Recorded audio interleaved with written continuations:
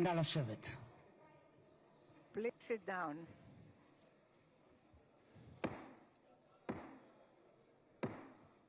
חברות וחברי הכנסת, היום יום שני, כ"א בתשרי התשפ"ו, 13 באוקטובר 2025, ואני מתכבד לפתוח את הישיבה המיוחדת של הכנסת לכבוד נשיא ארצות הברית של אמריקה, מר דונלד ג'יי טראמפ.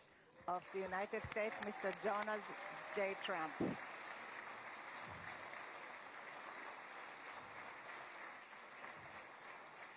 חברות וחברי הכנסת, בטרם נתחיל אני מזכיר שישיבה זו היא ישיבה מיוחדת ולכן לא יהיו בה הפרעות.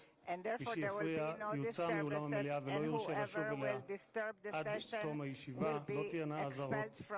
בנוסף, ניתן יהיה למחוא כפיים בישיבה זו כפי שכבר ראיתם.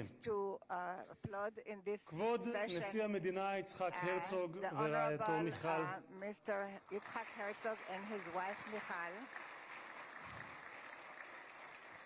כבוד ראש הממשלה בנימין נתניהו ורעייתו שרה, Benjamin Netanyahu and his spouse Sarah,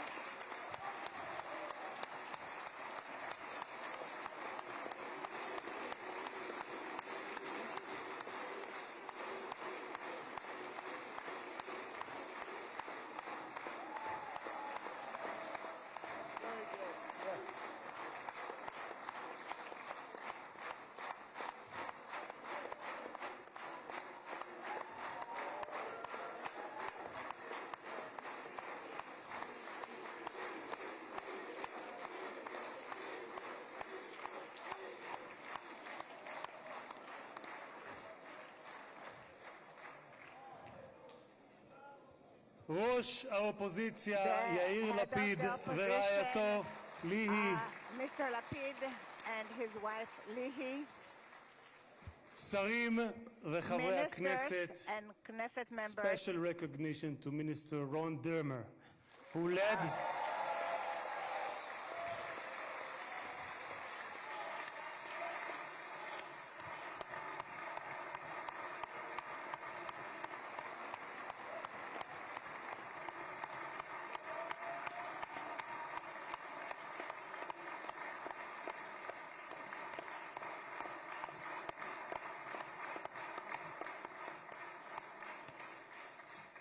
special recognition to Minister Ron Dermer, who led the negotiation team on behalf of Israel. Thank you, Ron.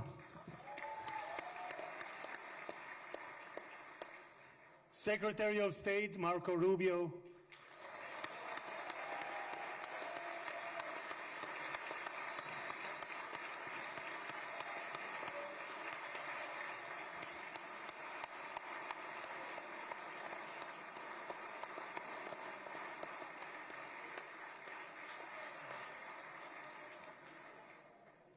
Secretary of War Pete Hegseth,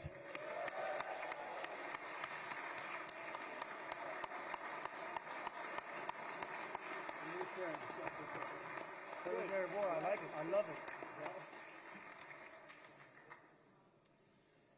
Chairman of the Joint Chiefs of Staff General Dan Kane,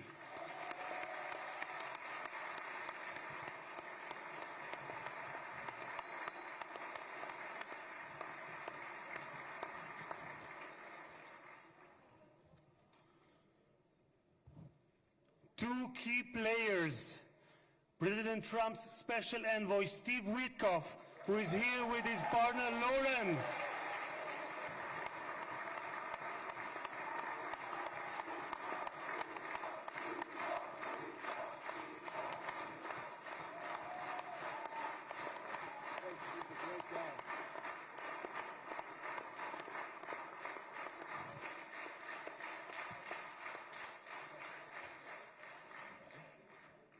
and Jared Kushner, who is here with his wife Ivanka.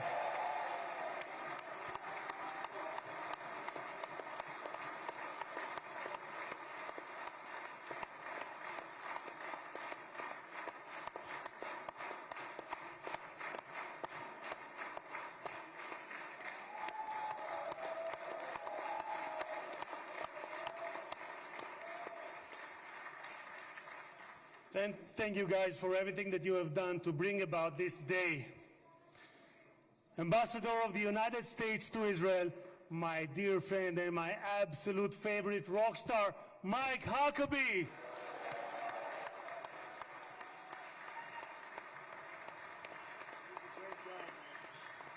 we have Janet? I don't see Janet. No, Janet's not in. Janet's not here. Okay. שגריר ישראל בארצות הברית, יחיאל לייטר.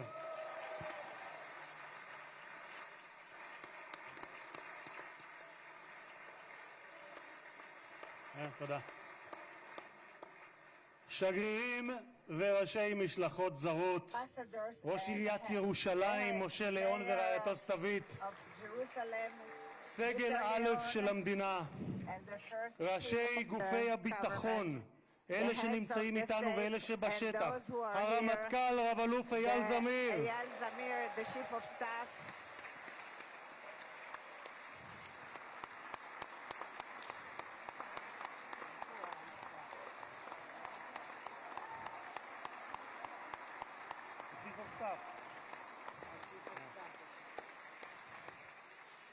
המפכ"ל רב ניצב דניאל לוי, the head of the police, Daniel Levy,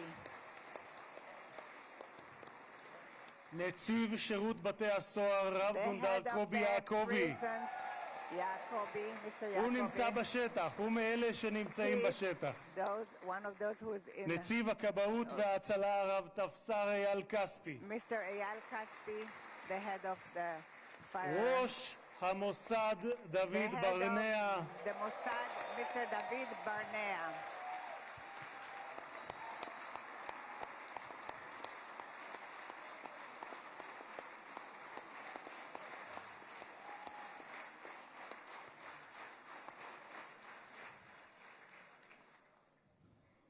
ראש שירות הביטחון הכללי, האלוף במילואים דוד זיני, בהצלחה.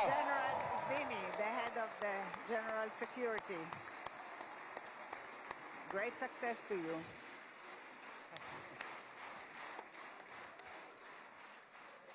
ראש מנהלת החטופים גל הירש, Mr. Gal Hirsch, the head of the headquarters for the abductees.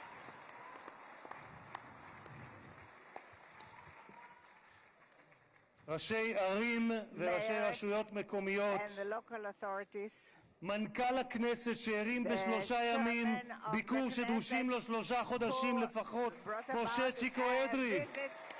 In 3 days, which usually takes 3 months, Mr. Itzik Edry, מזכיר הכנסת עורך הדין דן the מרזוק, secretary of the היועצת Knesset, היועצת המשפטית לכנסת עורכת הדין legal שגית אפיק, counsel of the Knesset, קצין הכנסת ניצב יובל חן, and the head of the Knesset, חברי הנהלת הכנסת, members of the משפחות חטופים, management of the Knesset, משפחות שכולות, families of the bereaved, families of the abductees.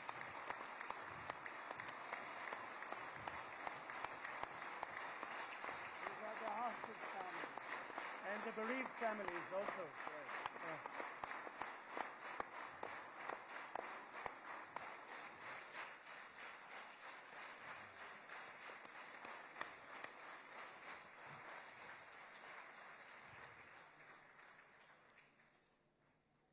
סגל א' של המדינה, מכובדים מהארץ ומהעולם, ואני פותר בזאת את הדוברים הבאים יזכו כל המכובדים.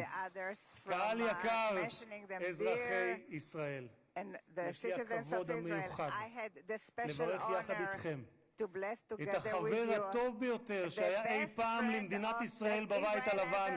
ברוך הבא לישראל, ברוך הבא לירושלים, ברוך הבא לכנסת, הנשיא דונלד ג'יי טראמפ.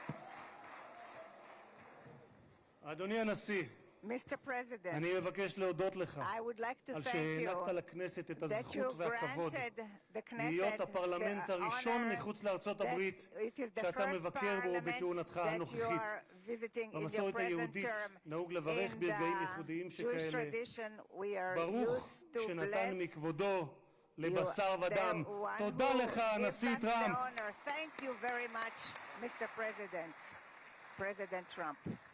כבוד הנשיא, לפני 2000 Honorary שנה President, הוגלינו בכוח הזרוע מנחלת אבותינו, אבל בכל התפוצות בהן חיינו, מעולם לא שכחנו את ירושלים. הלב הפועם של העם היהודי מאז נוסדה כבירתו לפני 3,000 שנה, ואליה התפללנו שנה אחר שנה אחר שנה. ולפני 7 שנים היית אתה, הנשיא טראמפ, שבשם ארצות הברית של אמריקה הכרת בריבונות הישראלית על ירושלים.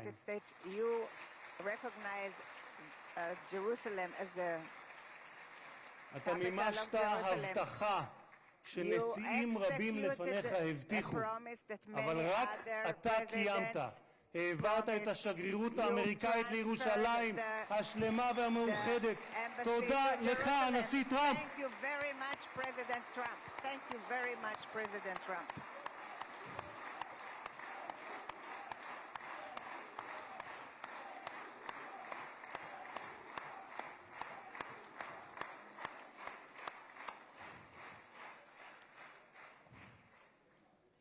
משחר הקמתה In the נאלצה dawn מדינת of its ישראל להילחם, establishment, אך תמיד הושיטה את Israel ידה was לשלום. forced to לפני fight, 5 but שנים it always extended הובלת its hand יחד עם to ראש peace. הממשלה נתניהו 7 years את ago, הסכמי you אברהם. led the Abraham זכיתי, Accords, כן, מגיע. and I had the privilege זכיתי לכהן בממשלה to שחתמה serve עליהם, in this ולימים הם היו government בעלי that משמעות signed רבה it, עבורי גם ברמה האישית. and it was very משום שלפני meaningful for me 2.5 because 2.5 זכיתי להיות years יושב ראש ago, הכנסת I הראשון was the first המקבל הזמנה head of the רשמית Knesset לבקר that בפרלמנט של was מדינה ערבית, invited וזו הייתה to המדינה speak שבה in a שני הוריי parliament שנמצאים of כאן איתנו נולדו וגדלו, Arab country, מרוקו. and it was in the קירבת- country of Morocco, קירבת where my parents came בין from. ישראל לבין You- 4 מדינות You ערביות made it the בהסכם relationship שבבסיסו closer in שלום accord תמורת that it's שלום. תודה לך, הנשיא for טראמפ. peace. Thank you very much, President Trump.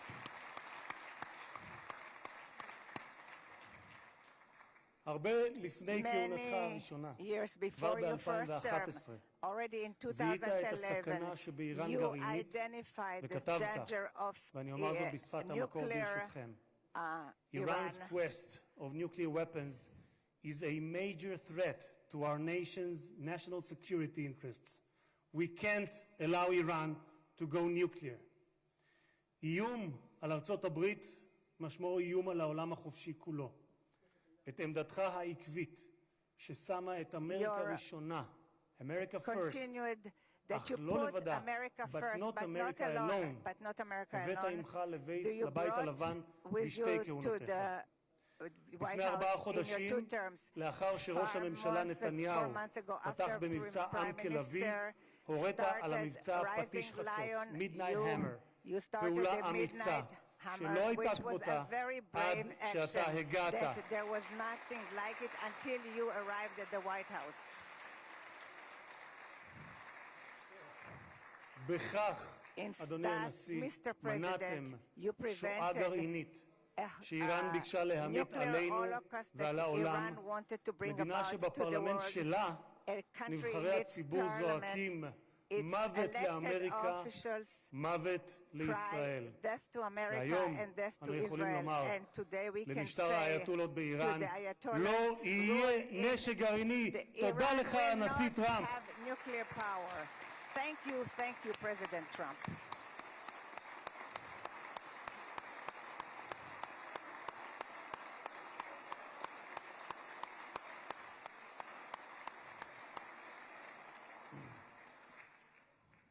כבוד הנשיא, היום העם Mr. היהודי מציין את President, סיום חג today הסוכות, the ומחר Jewish נציין people את שמחת are תורה. ending the holiday of בשמחת תורה Sukkot, לפני and שנתיים, tomorrow לא it will be שמחנו. Simchat Torah. And היה זה היום 2 הקשה years ago in ביותר Simchat שחוותה Torah, מדינת ישראל it was the משחר most הקמתה difficult day for the והעם state of היהודי Israel מאז since its השואה. establishment and for the Jewish people עשרות פעמים since the הגעתי יחד Holocaust. עם מנהיגים זרים Many למקום times I הטבח. came with עם many רבים מהם ישבתי visitors לצפות to the בתיעוד area of the המצולם של slaughter, הזוועות שאני יודע and שגם I אתה saw the ראית. horrors.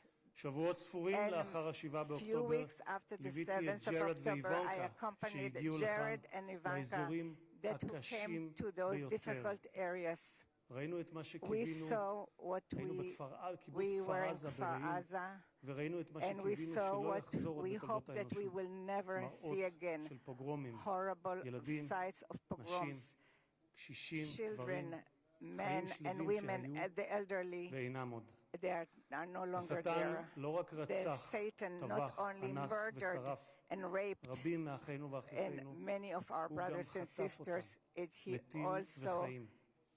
מאז abducted the בני ישראל lives נלחמו and את the dead. המלחמה הקשה, And since then, הארוכה this וגם has been the הצודקת longest בתולדותיהם. and the most just הפצע הזה war, this של אחינו wound החטופים בשבי of our נותר brothers פתוח ושותת in דם מאז prison ה-7 באוקטובר, has כאשר כל עם been, ישראל when all כאב the את כאב nation of החטופים Israel ובני has been משפחותיהם, in התלויים pain בין of תקווה the לייאוש, families בין חיים of the למוות, abducted עד הבוקר הזה. until this morning. במשך שנתיים, For 2 years, במקום בו יושבים האורחים in the ביציע gallery שמולנו, where the כבוד people, הנשיא, the guests are sitting, השקיפו מעלינו תמונות we had החטופים. photos of הבוקר, the hostages. לקראת האירוע But ההיסטורי this הזה, morning, זכינו להוריד towards את this התמונות עם historical day, חזרתם של we החטופים were able to למשפחותיהם. remove אני the אעשה משהו photos, ספונטני, and I אדוני will הנשיא. do את something סיכת החטופים spontaneous, הזאת, and I will מצבעי כחול remove לבן, קיבלתי the pin מצביקה of מור, אבא של that I איתן מור. received from אני Tzvika מתכבד Mor. להוריד אותה, כי I לפני am רגע removing דיברתי it עם because a צביקה, minute ago איתן I כבר spoke בידיהם, to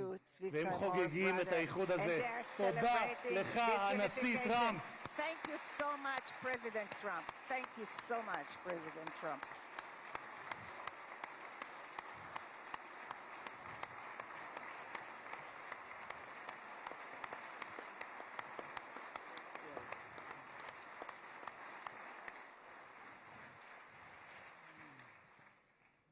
Mr. President, you stand before the people of Israel not as another American president, but as a giant of Jewish history, one for whom we must look back 2.5 millennia into the mists of time to find a parallel, Cyrus the Great.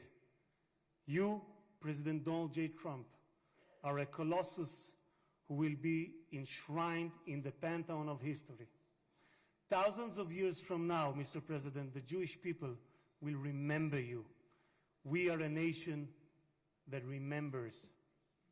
Far from being a local struggle, what we are witnessing is a global struggle, a global battle between the forces of extremism, radicalism, and fundamentalism, and those of freedom, liberty, and democracy.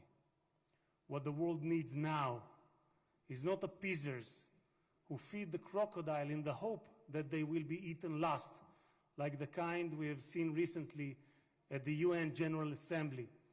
And by the way, President Trump, your team has checked the teleprompter. It is working beautifully.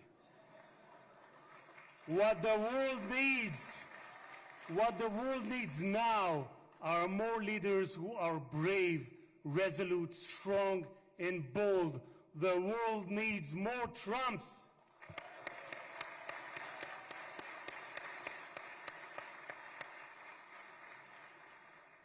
Mr. President, with your permission, I would like to take this moment to address Prime Minister Netanyahu.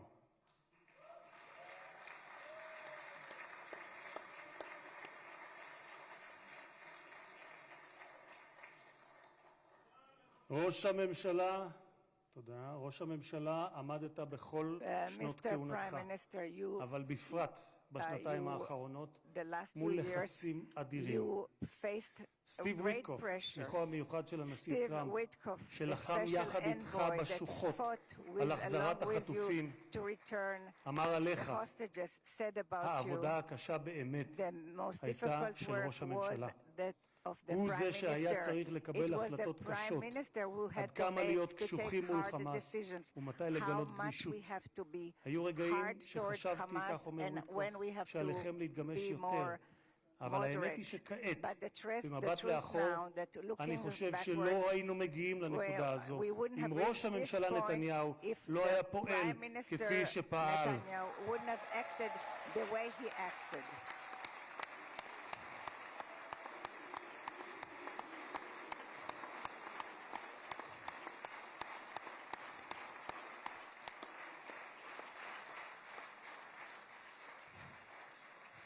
גם הנשיא שלי, Also, ממשיך my ויטקוף, גם הנשיא שלי, אתה אדוני, my- הנשיא טראמפ, Also, מאמין my בכך. President הוא מאמין Trump שראש הממשלה נתניהו believes that the קיבל Prime החלטות קשות Minister מאוד, והיו Netanyahu אנשים made פחות אמיצים hard decisions, שלא היו מקבלים and החלטות there were כאלה. people who would have והנה been אנחנו less כאן brave היום, who wouldn't have made משום these שלחמאס decisions. לא הייתה We ברירה, are here כך today אומר ויטקוף. because הם the נאלצו Hamas להגיע did not have להסכם an הזה. alternative. So הלחץ said היה Witkoff. עצום ולכם The יש pressure צבא was גדול. great, and התקדמתם therefore משמעותית we בשטח, progressed וזה מה immensely, שהוביל להסכם and this הזה. is what כך brought about אומר this השליח agreement. ויטקוף. This is what the envoy Witkoff has stated. אדוני ראש הממשלה, Mr. Prime אתמול, Minister, yesterday, בדרכו לישראל, אמר on הנשיא his טראמפ, way to Israel, שאתה הוא האיש President הנכון, Trump, that you are בזמן the הנכון. right person ואני at גאה the לומר right כאן, time. And I'm proud to say לעיני here, העולם, in front of the שבזכותך whole world, הגענו that להישגים thanks to הרבים you, שאליהם we הגענו. have תודה achieved לך, ראש the הממשלה. great things that we have achieved. Thank you so much, Mr. Prime Minister.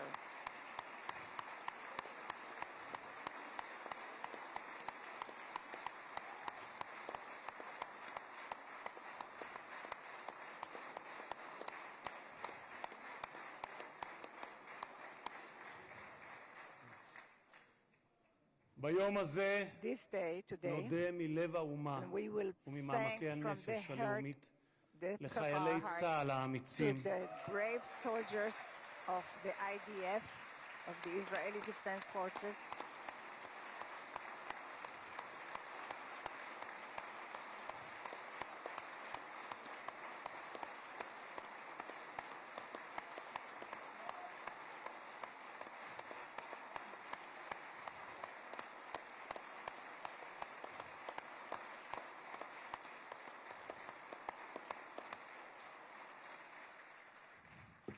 נודה we לחיילי will thank צה"ל to the האמיצים IDF שהסתערו brave קדימה soldiers כאריות who fought וסיכנו like את חייהם lions and כדי endangered their להגן על lives מדינת ישראל. in order to protect רבים the מהם state of נפלו Israel. והקריבו את Many of חייהם them למען המדינה sacrificed the lives שמרכינה את ראשה for בפניהם the ובפני country משפחותיהם that השכולות. bows its head. דמם לא Their נשפך blood לשווא, was not כי בגבורתם ובהקרבתם die in הם vain. הביאו לרגע Because with their הנשגב הזה, heroism, they ושמותיהם brought this ייוותרו state, חקוקים לעד and their names בלב will האומה. be inscribed forever in the hearts of the nation. President Trump, President, you are the president of peace. There was not a single person on this planet who did more than you to advance peace. No one even came close. Your election to the presidency marked a turning point, not only for the United States, but for the entire world. Through your strength of character and unwavering resolve, you brought an end to bloody conflicts in no fewer than 8 regions across the globe. In less than 9 months, you became one of the most consequential presidents in history. You saved countless lives that would have been lost without your leadership. And as our sages teach, whoever saves one life, it is as though he has saved an entire world. You have proven that true peace is achieved through strength, and that only those who are prepared to use force in the present can prevent the need to use it in the future.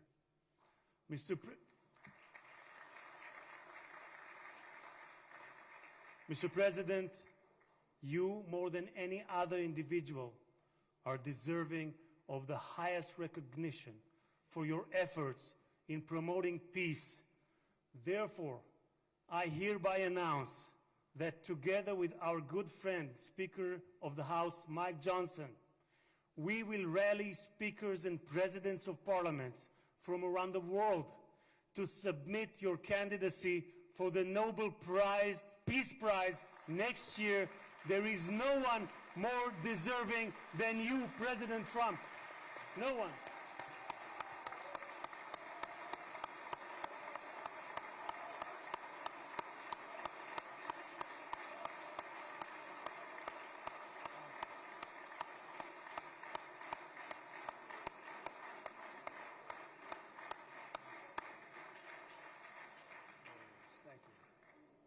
אדוני הנשיא, אנחנו ניצבים בפני ההיסטוריה ברגע נשגב שיחקק לדורות. זה יום מאוד מרגש לאזרחי ישראל, יום שכולנו ייחלנו לו. בספר ירמיהו משיב השם לרחל המבכה את בניה. מנעי קולך מבכי ועינייך מדמעה, כי יש שכר לפעולתך, נאום אדוני, ושבו מארץ אויב, ויש תקווה לאחריתך, נאום אדוני, ושבו בנים לגבולם.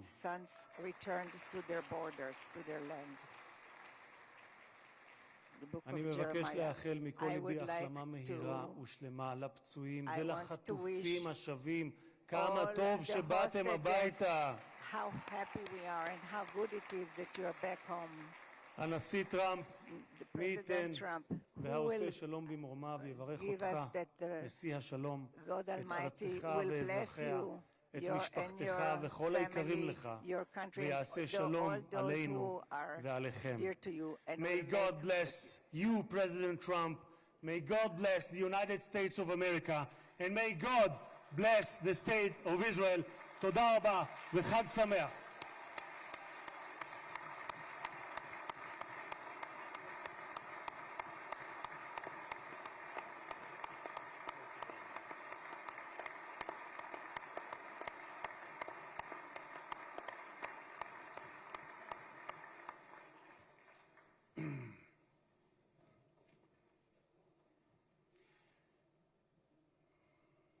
אני מתכבד להזמין כעת את ראש הממשלה, חבר הכנסת בנימין נתניהו, לשאת דברים. Benjamin Netanyahu, the Prime Minister, to say a few words.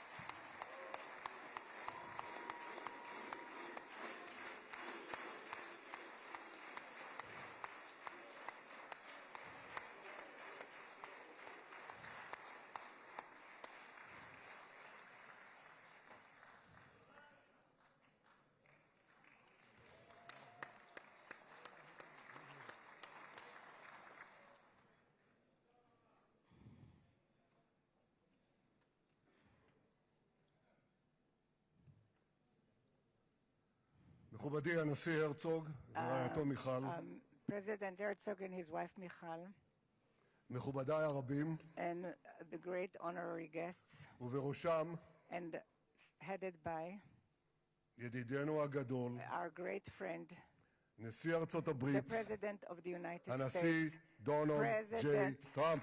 Donald J. Trump.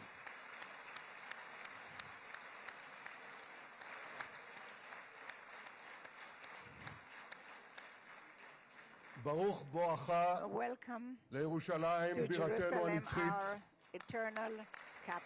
ברוך בואך לישראל ביום המרגש הזה שיחקק בתולדות עמנו. וגם אתה הנשיא תחקק בתולדות עמנו. כבר נחקקת בתולדות האנושות, אבל אנחנו, כפי שנאמר, זוכרים את ידידנו, ואנחנו יודעים את חלקך החשוב והמכריע בהחזרת יתרת חטופינו. ביום הזה, שהתבשרנו עכשיו, רק לפני שעה קלה, שכל חטופינו החיים שבו אלינו. איזו התרגשות.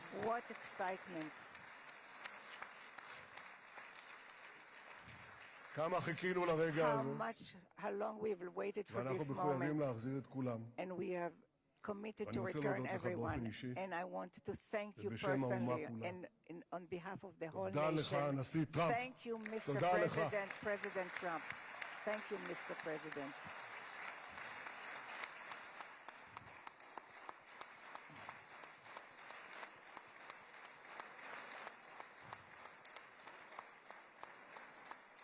Now, I know that the teleprompters are working well, though I'm not using them. But I'm not sure about the translation. So I'll say words in English. President Trump, the Knesset welcomes you and your distinguished delegation to Jerusalem, our eternal capital. This is your first visit to Israel since you recognize Jerusalem as our capital and moved the embassy here. Thank you, President Trump, for that.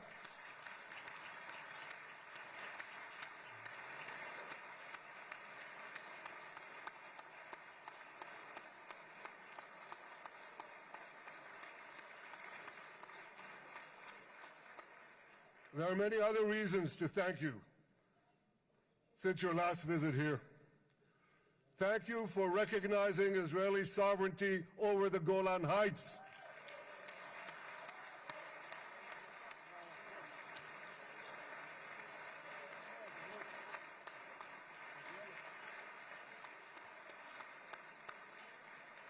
Thank you for standing up to the lies against Israel in the United Nations.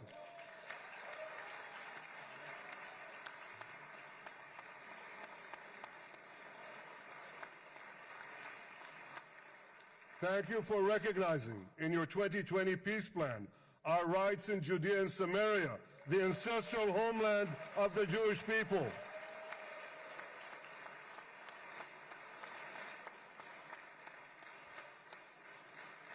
Thank you for brokering the historic Abraham Accords. Abraham, Eskhemei Avraham.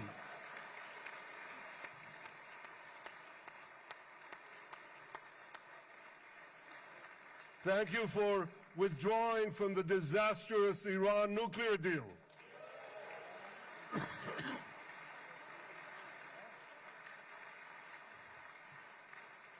Thank you for supporting Operation Rising Lion and for your bold decision to launch Operation Midnight Hammer. Boy, is that, you got to hear this.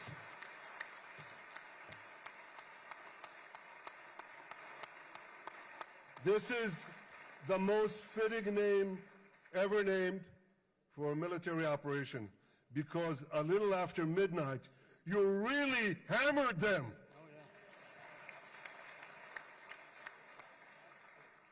My friends, this is only a partial list, but it's enough to affirm what I've said time and again. Donald Trump is the greatest friend that the state of Israel has ever had in the White House.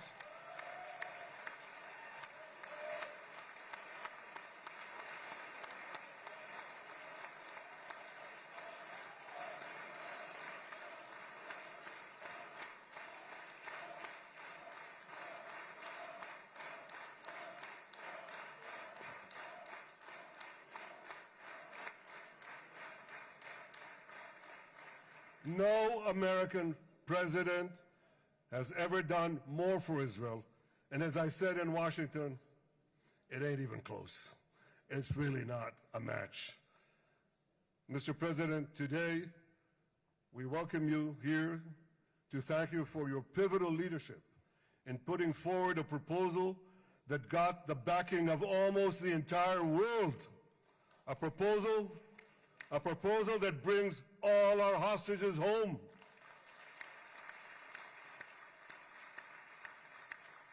A proposal that ends the war by achieving all our objectives.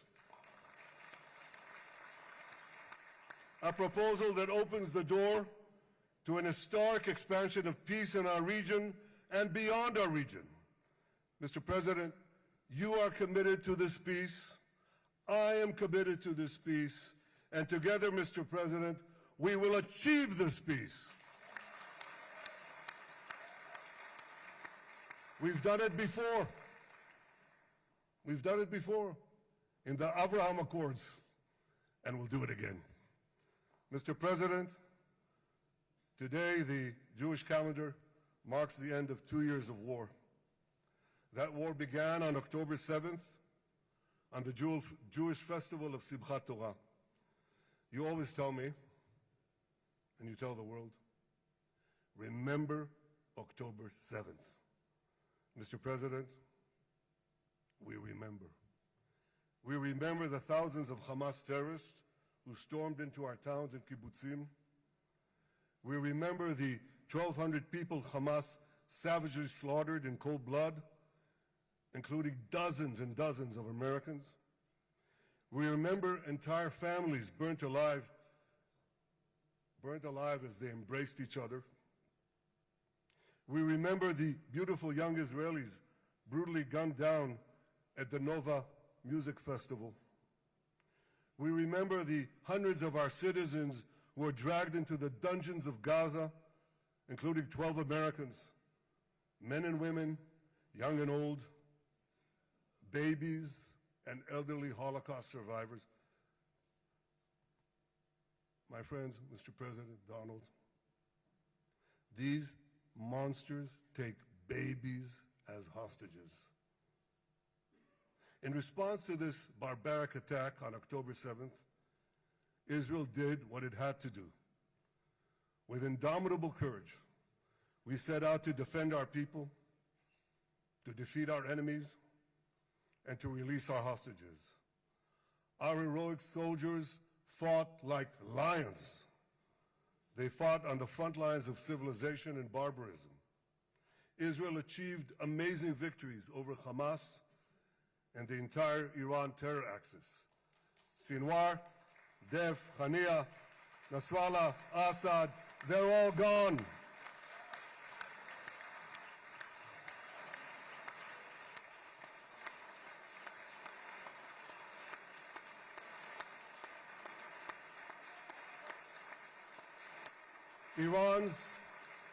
Iran's nuclear weapons and ballistic missile program, with your enormous help, Mr. President, rolled back. Half the Houthi leadership wiped out. But the price of this victory, the price of these victories, has been heavy. Nearly 2,000 of Israel's finest were lost, nearly half in battle. They left behind parents, spouses, siblings, and children. Their love and laughter, their promise and potential were lost forever. To the families of our fallen fighters, many of them are here, I say, I know the depth of your pain. I know the inconsolable grief that will accompany you for the rest of your lives. The state of Israel bows its head in eternal gratitude to our fallen heroes. Because of these heroes, our nation will survive. Because of these heroes, our nations will thrive. And because of these heroes, our nation will have peace. Mr. President, thousands of our brave soldiers were also wounded, suffering terrible blows to body and soul. Brave soldiers like Ari Spitz. Ari is an American. Ari is an American Israeli who was injured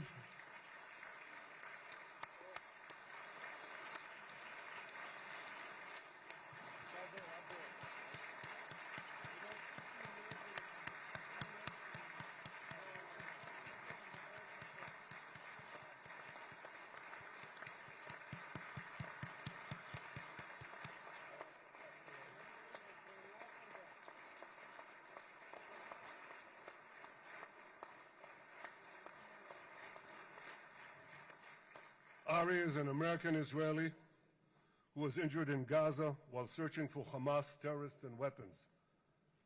2 of Ari's comrades were killed in this action, and 10 were injured.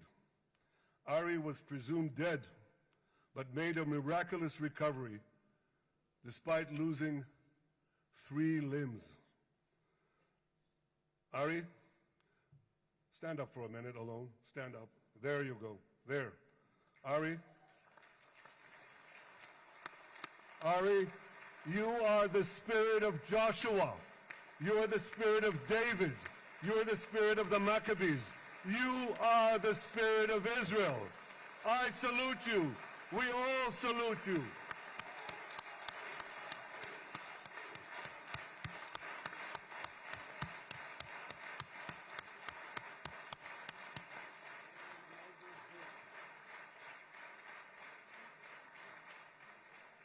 Sabine Tassa of Kibbutz Netiv HaAsara is watching us today from the Israeli consulate in Los Angeles. Sabine lost her husband and her oldest son on October 7th. She is the mother of 3 other boys. 2 of them, Koren and Shai, witnessed their father jump on a Hamas grenade to save his 2 sons.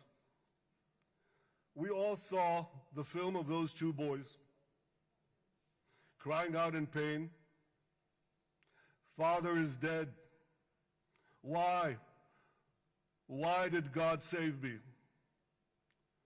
Mr. President, my friend Donald, I've seen some very tough things in my life. But I couldn't bring myself to watch those boys suffering again.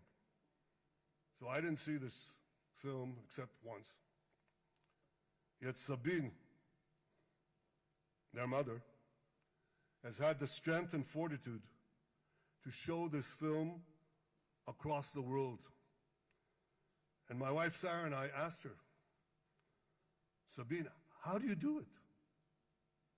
Why do you do it?"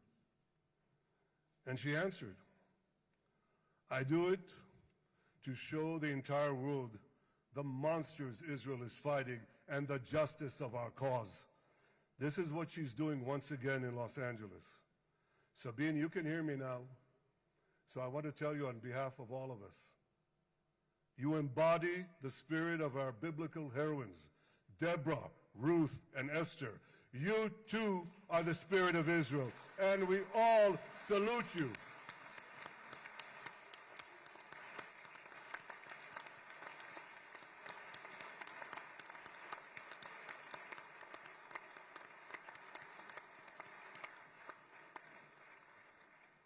Mr. President, you asked me on our many conversations during the 12-day war with Iran, you asked me, how are the people holding up?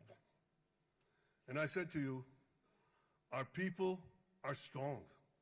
Israelis are a nation of lions with unlimited resolve to defend our country and secure our future. The people give strength to our soldiers, and the people give strength to me and to my colleagues. The Jewish people have risen from the ashes time and again, but when we formed the State of Israel and the Army of Israel, we pledged never again would be defenseless against our enemies. And that resolute strength not only assures our survival, it assures our future, it assures peace. We have paid a high price for this war, but our enemies now understand just how powerful and just how determined Israel is. They understand that attacking Israel on October 7th was a catastrophic mistake. They understand that Israel is strong and that Israel is here to stay. And this, Mr. President, is the indispensable foundation of peace. Peace through strength. Ladies and gentlemen, this is a momentous day, a day of great joy as the remaining hostages come home. My wife Sarah and I have met with the hostage families many times. There were no words to describe their agony, only tears of bottomless sorrow and unimaginable pain. At the beginning of the war, I promised to bring all the hostages home. Today, with the indispensable help, the determined and focused help, the unremitting help of President Trump and his team, and with the incredible sacrifice and courage of the soldiers of Israel, we are fulfilling that promise.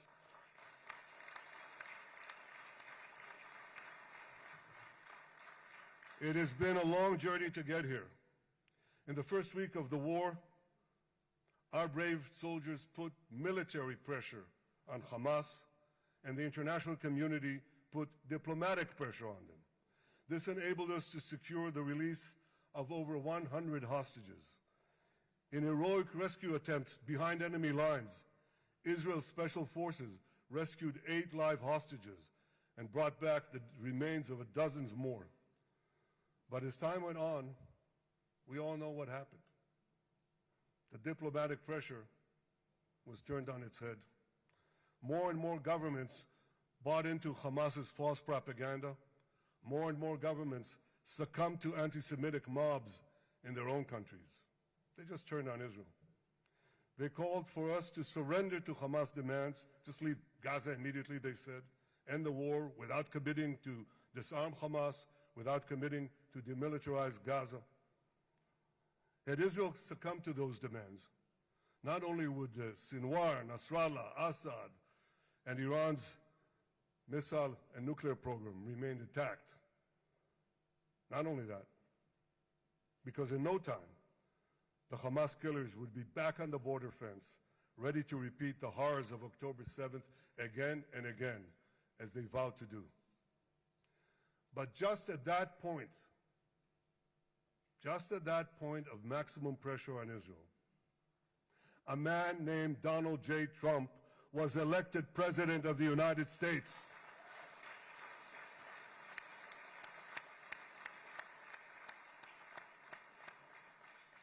And ladies and gentlemen, overnight, everything changed. Everything. We felt it right here. Mr. President, thanks to your unequivocal backing of Israel, we secured a second hostage deal within weeks of your election. And in the months that followed, we worked closely together to forge a path to bring the remaining hostages home and end the war. End the war in a way that ensures the disarming of Hamas, the demilitarization of Gaza, and that Gaza would never again pose a threat to Israel. 2 months ago, you fully backed my decision to send the IDF into the last Hamas stronghold in Gaza City. You shared my view that this military pressure would help free the hostages. And despite all the criticism, all the naysayers, we were right. Hamas caved in. And 2 weeks ago, you succeeded in doing something miraculous. You succeeded in doing something that no one believed was possible. You brought most of the Arab world, you brought most of the world behind your proposal to free the hostages and end the war. I want to thank Steve Witkoff, Jared Kushner, and Ron Dermer for their great contribution to this effort.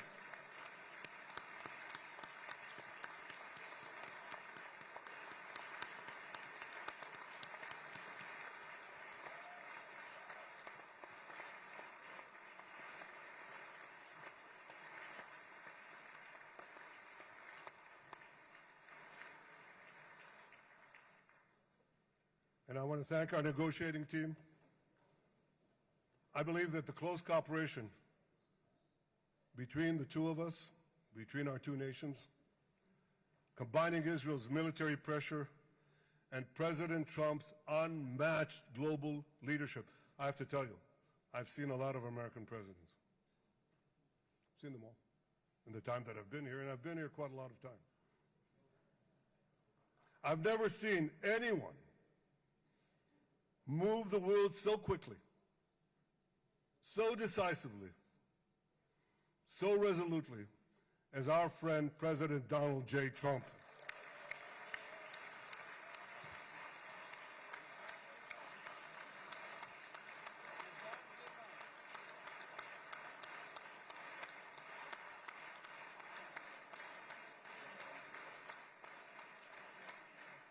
With our military pressure and President Trump's global leadership, we achieved this historic moment. It's a moment of indescribable joy as our nation embraces our sons who are coming home. Mr. President, this week, Jews around the world are going to read the book of Ecclesiastes, Kohelet, in the Bible. The Bible has many miraculous moments. One of them was your decision to bomb Fordo. I think it was a pivot of history because it wasn't meant only to bomb Fordo. That action and your previous action of taking out Qasem Soleimani, the architect of death,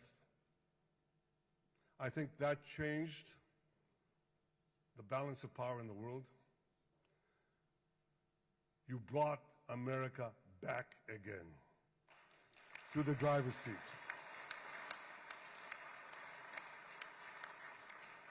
Now, I said that we're going to read this week the book of Ecclesiastes. It's not a book of action. It's a book of meditations, of thought, of perspective on life and on death. And in this book, we read the immortal words of King Solomon. To everything there is a season, and a time for every matter under heaven. Et milchama ve'et shalom. A time for peace and a time for war. The last 2 years have been a time of war. The coming years will hopefully be a time for peace.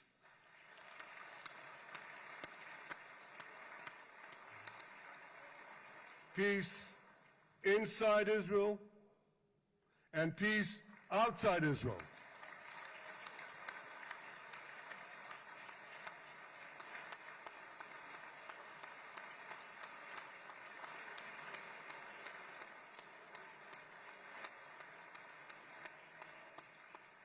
I look forward to continuing marching with you on the path we paved together with the Abraham Accords. Under your leadership, we can forge new peace treaties with Arab countries in the region and Muslim countries beyond the region. Abraham's children will work together to build a better future, a future that will unite civilization against barbarism, light against darkness, and hope against despair.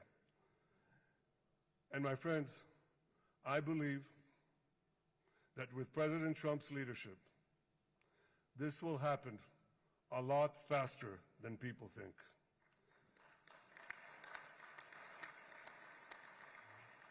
As Prime Minister of Israel, I extend my hand to hold those who seek peace with us. No one wants peace more than the people of Israel. Israel will always remain vigilant in defending itself, and Israel will always remain full of hope. Hope is our national anthem. Hope is our creed. Hope is our strength. It is time, my friends, to realize that hope and expand the circle of peace. Mr. President, thank you for all you have done for us.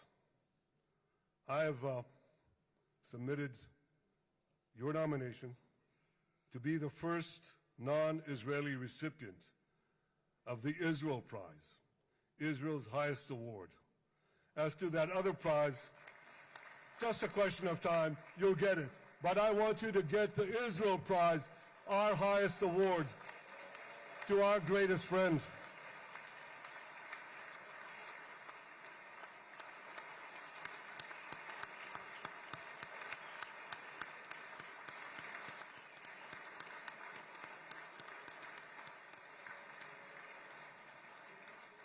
When others were weak, you were strong.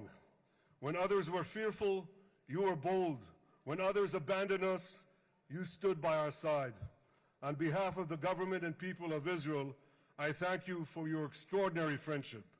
Thank you for helping bring our hostages home. Thank you for supporting Israel's march to victory. Thank you for paving a path to peace. מכובדי נשיא ארצות הברית, ידידי דונלד, Honorary ברוך הבא President, לישראל, welcome to Israel. ברוך הבא לירושלים, Welcome to Jerusalem. ברוך הבא ביום המרגש הזה, Welcome שהחיינו in this וקיימנו exciting day והגיענו that לזמן brought הזה. us to this day.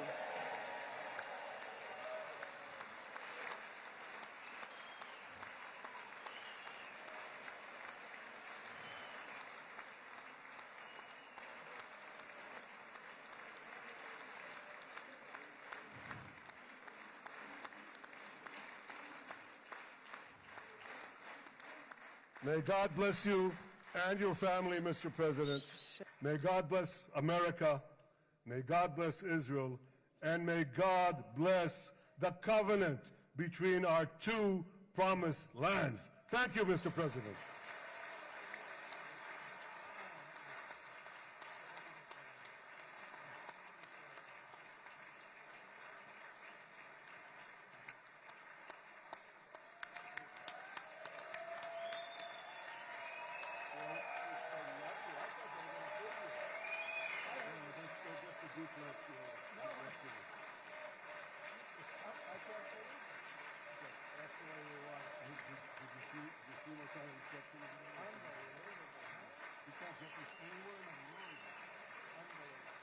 But you'll get it in the world.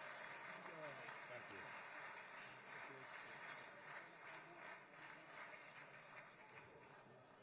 The president. Where?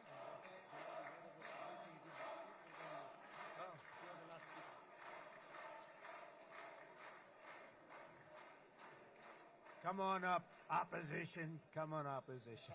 Yeah, okay.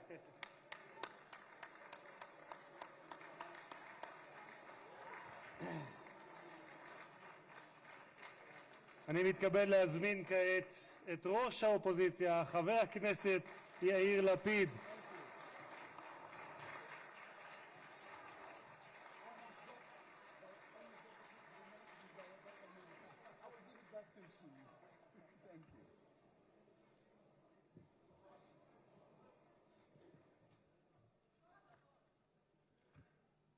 Mr. Speaker, members of Knesset, ministers, President Herzog, Prime Minister Netanyahu, distinguished guests, Your Excellency, President Trump. For 2 years, we waited for this moment. 2 years of sleepless nights, 2 years without air in our lungs. Our eyes are filled with tears today. Our hearts are filled with gratitude. Our children are coming home.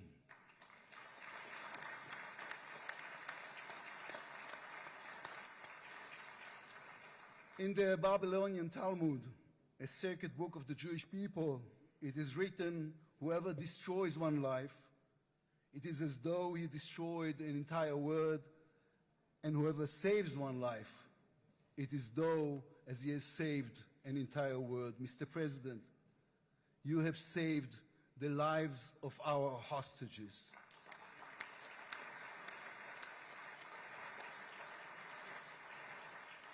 But you saved so much more. You have saved the souls of the bereaved whose loved ones now will be brought home for burial. You have saved thousands of soldiers who will now not fall in battle.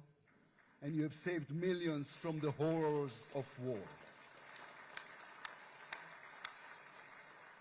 You have saved more than one life, and each life is an entire world. This is a historic moment, and a reminder that history is shaped by people. It is shaped by those who know the past, but have the vision to change the future. When you were elected, you declared that you would be the president of peace. You have kept your word. The fact that you were not awarded the Nobel Peace Prize is a grave mistake by the committee. But they will have no choice, Mr. President. They will have to award it to you next year.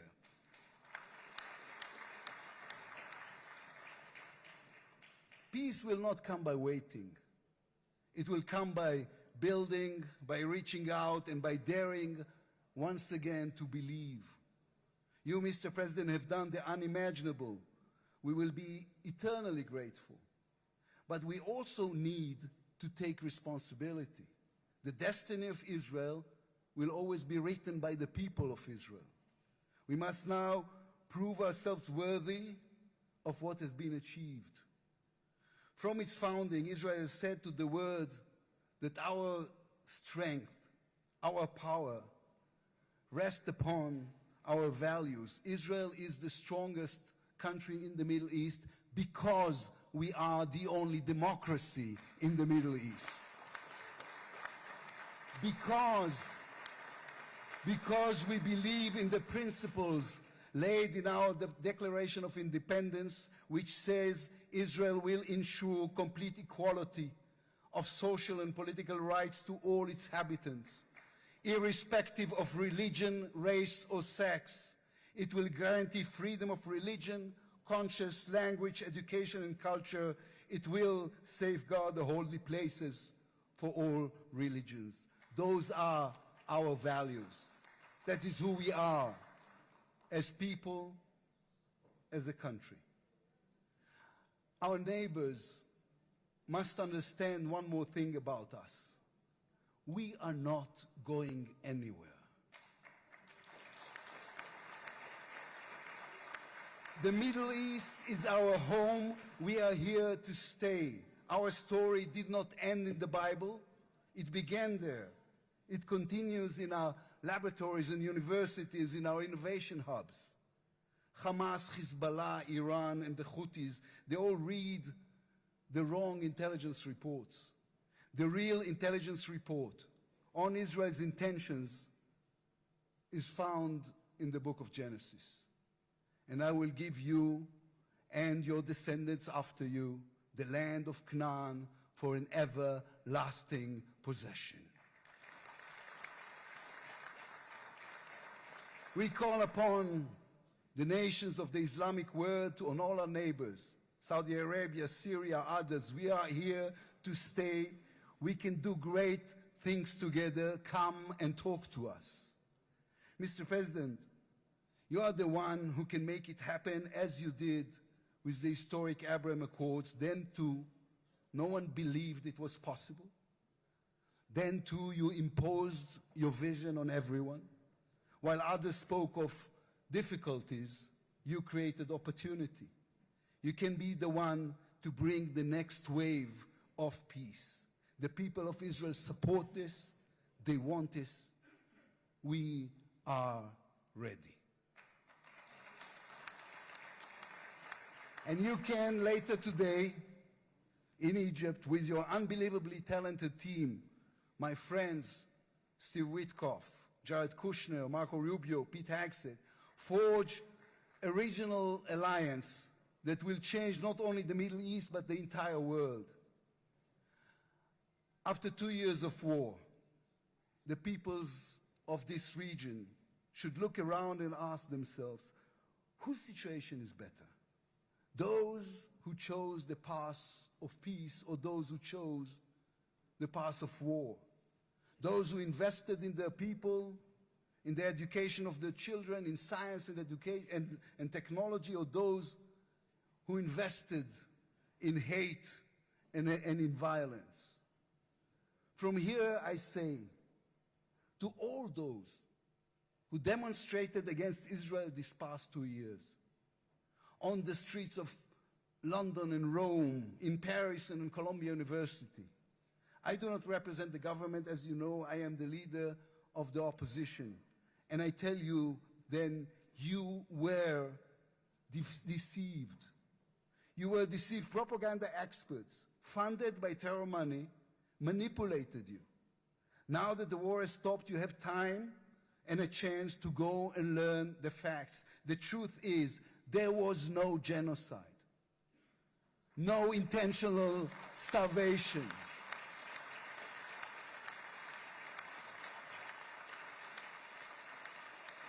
The truth is, there was an army and a country fighting in the most complicated conditions imaginable against terrorists who send their own children to die for a follow-up, who use their own children as human shields.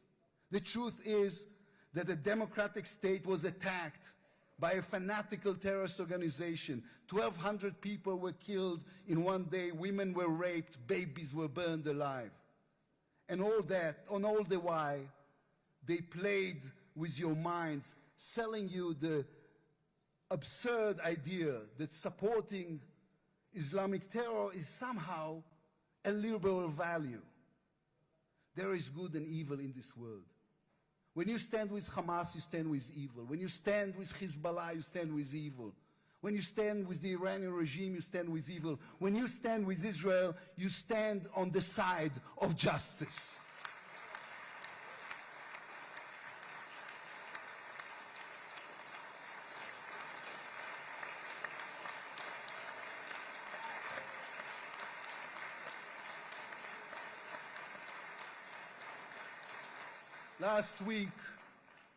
Last week I attended the 7th October memorial ceremony. An inspirational woman called Galit Dan spoke on stage. Galit had a daughter, Noya, a 13-year-old girl who was autistic like my daughter. And Noya was full of light. She loved Harry Potter. On that dark day, Noya was sleeping at her grandmother's, Carmela's house in Kibbutz Nir Oz. Carmela was 80 years old. Their bodies, grandmother and granddaughter, were found embraced. They were murdered together.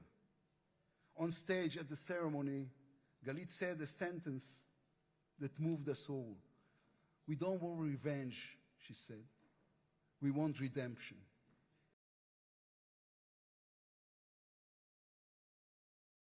Endured 2 terrible years on the battlefield and in the international arena. But in those 2 years, we also rediscovered our own greatness. We remember how good we can be, our pilots who took control of the skies over Iran, our industries leading the world in technology, our civil society, which reached out to help every victim of the war. We will move forward toward a different future. Our heroic soldiers who saved us all will fold away their uniforms and rise as teachers and engineers, scientists and innovators, investors and small business owners. We will never be able to repay the debt to those who sacrificed everything these past years, to those who, as President Lincoln said, gave the last full measure of devotion. We can only be worthy of them, worthy of their sacrifice. Mr. President, allow me to speak also to the businessman in you, the deal maker who understands value.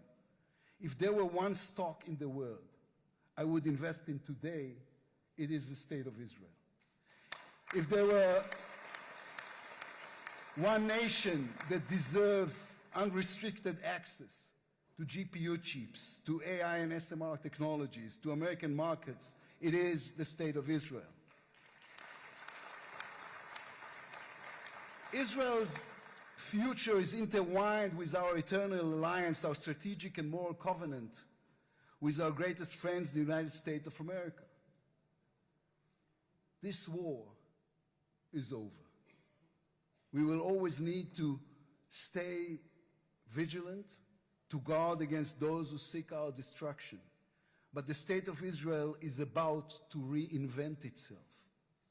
The challenges ahead demand not only strength, but a new vision. It's time to take a new path, to be a nation that is advanced and thriving and peace-seeking. We have waited for this moment, for the end of the war, for the return of the hostages, for the chance to rechannel our grief and loss into the energy needed to rebuild our nation. Thanks to you, Mr. President. Thanks to our soldiers, our lions. Thanks to the millions of great Israeli patriots who filled the streets and the square and never, not for one moment, gave up on the hostages.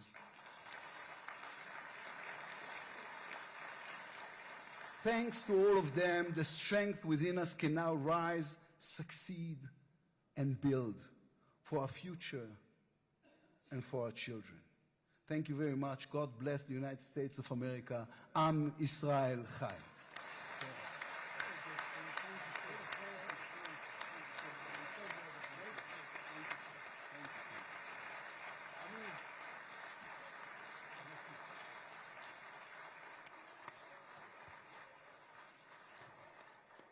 אני מודה לראש האופוזיציה, I would like to thank the head of the opposition. members of the Knesset. It is now my distinct honor to invite the President of the United States of America, His Excellency Donald J. Trump, to address the Knesset.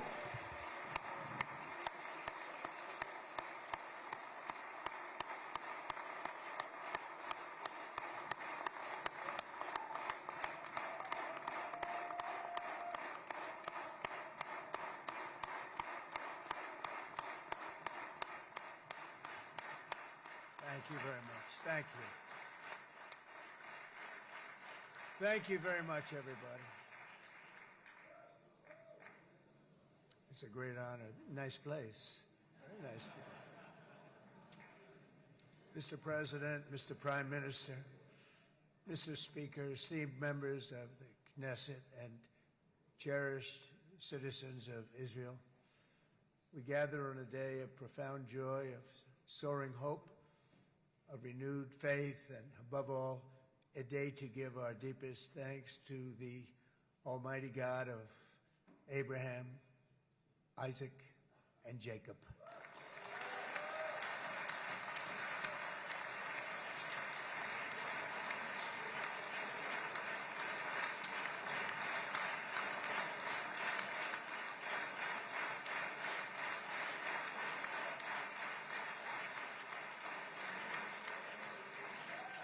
After 2 harrowing years in darkness and captivity, 20 courageous hostages are returning to the glorious embrace of their families, and it is glorious. 28 more precious loved ones are coming home at last to rest in this sacred soil for all of time.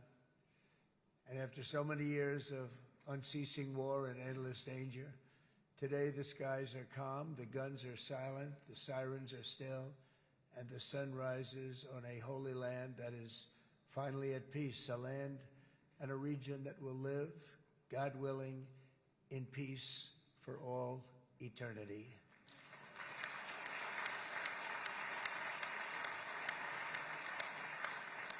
This is not only the end of a war, this is the end of an age of terror and death, and the beginning of the age of faith and hope and of God. It's the start of a grand concord and lasting harmony for Israel and all the nations of what will soon be a truly magnificent region. I believe that so strongly. This is the historic dawn of a new Middle East. I want to express my gratitude to a man of exceptional courage and patriotism, whose partnership did so much to make this momentous day possible. You know who I'm talking about. There's only one, Prime Minister Benjamin Netanyahu. Bibi, please stand up.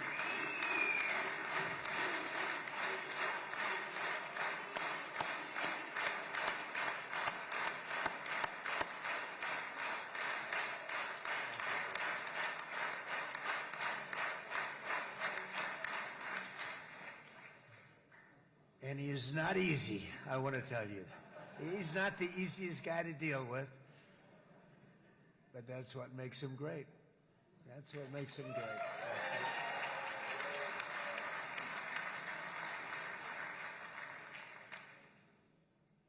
Thank you very much, baby. Great job.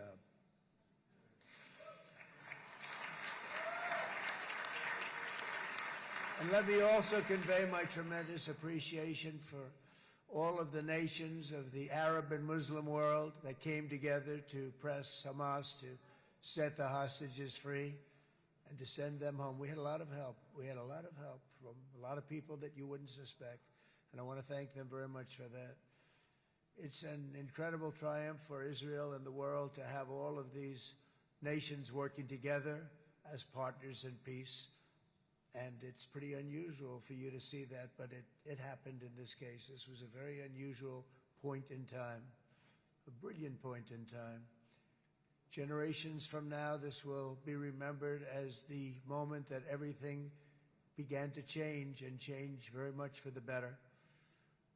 Like the USA right now, it will be the golden age of Israel and the golden age of the Middle East. It's going to work together. I'd like to thank several great American patriots for their invaluable help in getting something done that almost everyone thought was absolutely impossible. We were wasting our time. So many people said, "You're just wasting your time." But we weren't, because we had talented people working with us, and we had people that loved your country, and frankly, people that loved the region. They loved the Middle East. I want to thank my friend Steve Witkoff.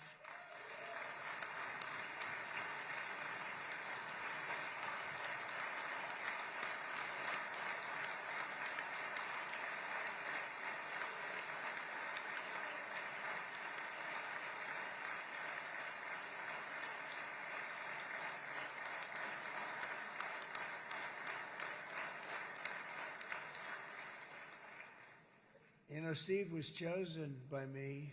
He never did this before, but I knew him as a few things. He was a great businessman, but I know a lot of great businessmen, to be honest with you. He had tremendous negotiating skills, but I know a lot of people that negotiate pretty well, although it is an art.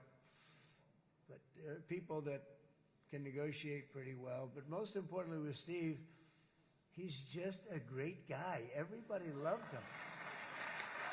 Everybody. I mean, I know some negotiators that are so good, but you wouldn't have had peace in the Middle East. Would be in World War III right now with some of these guys. Everybody loves Steve, and they respect him, and they somehow can relate to him. I've known him for many years, and I've seen it over and over again. להוציא את חבר הכנסת עודה, להוציא אותו מהאולם, להוציא אותו מיד, החוצה, החוצה. Please expel this Knesset member. Please expel this Knesset member. להוציא גם את חבר הכנסת כסיף. להוציא את חבר הכנסת כסיף מהאולם. Expel Knesset member Kasif out of the hall. Please expel him immediately.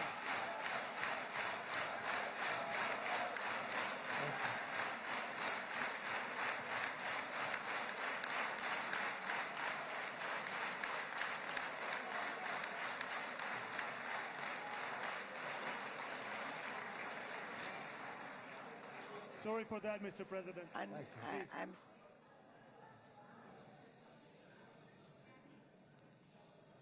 That was very efficient.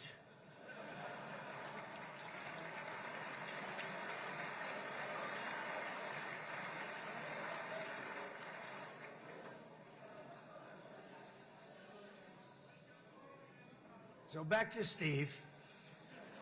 He's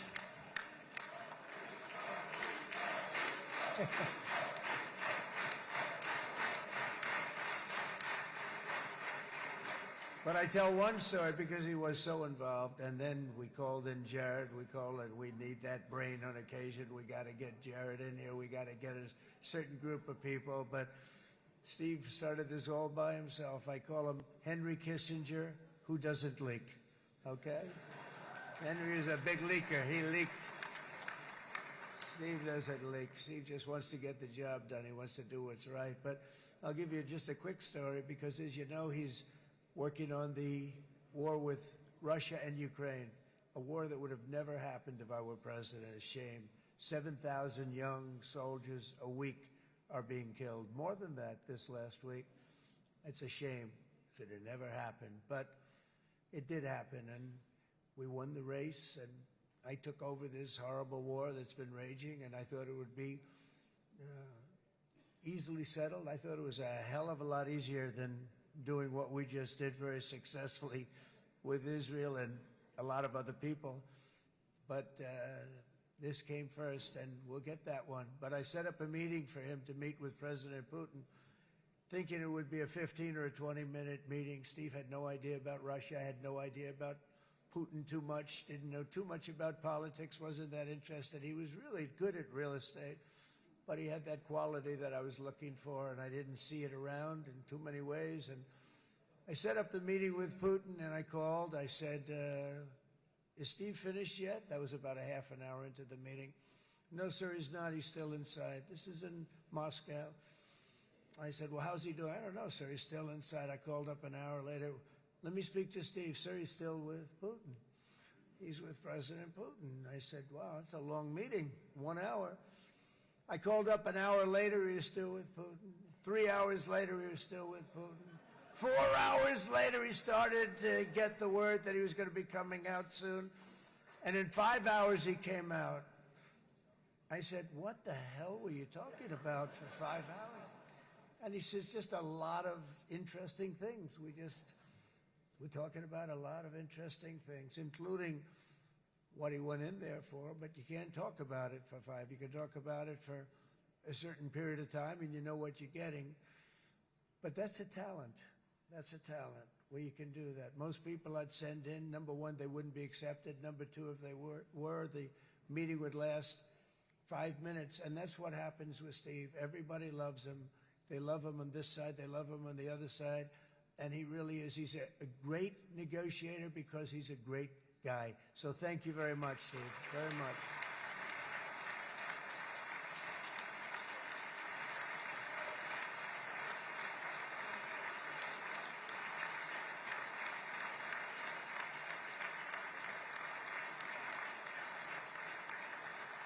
And let me also give a very special thanks to someone who truly loves Israel. In fact, loves it so much that my daughter converted. My daughter converted.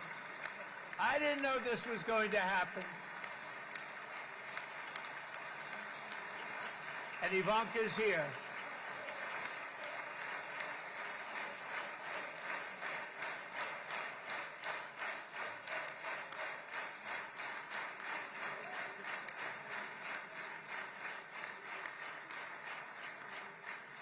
And Bibi, you do know this was not in the cards for me. You understand that. And she is so happy, and they are so happy. At least I think they're happy. If they're not, we have a big story, right? No, they have a great marriage, and they get along great. They're best friends. They have a very special relationship. But Jared has been so helpful. He really did something very special. He established the Abraham Accords with a group of very wonderful people. I like calling it the Avraham Accords because people that, right? Hey, Avraham. It's so cool. It's so much sort of nicer, you know, the Abraham versus the Avraham.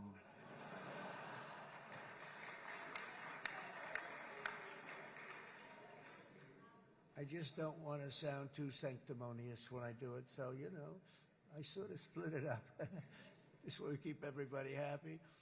But we have some very great talent, and they have no excuses for anything that's taken place because we had some unbelievably good people working on this. And then you're going to add a man named Marco Rubio, who is also here. That's right.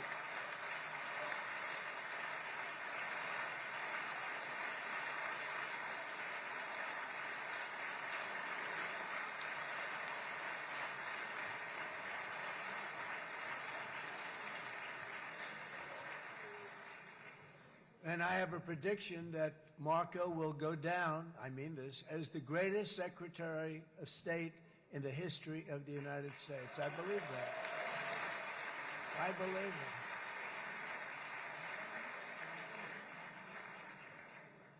it. And he and I, you know, we really fought it out. You remember, he was tough. He was nasty. Who the hell thought this was going to happen, Marco, right? And now I'm saying he's going to go down as the greatest. He will. He was always smart and sharp, and people respect him. And then we have somebody who's young, but an unbelievable leader. I saw it a long time ago, and he's turned out to be even better than we thought. Right, Susie? I think even better. And that's Pete Hegseth, who is our Secretary of War, formerly Secretary of Defense.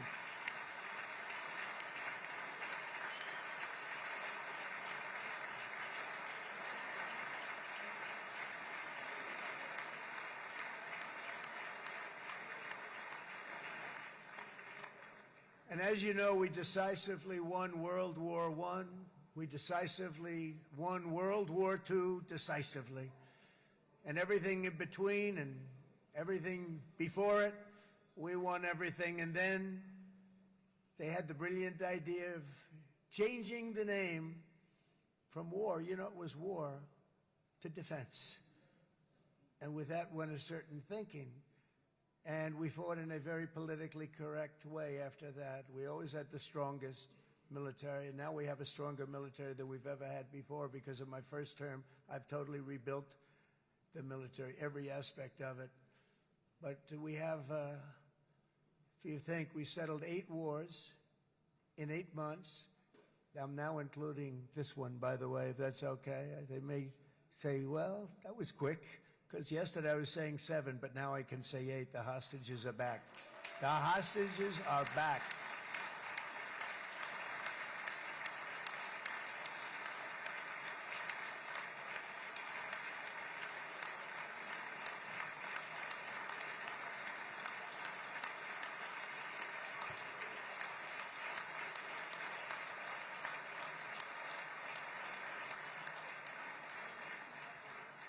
It is a good feeling. Isn't that nice to say? You know, I just said the hostage. First time I said the hostages are back. It feels so good to say it.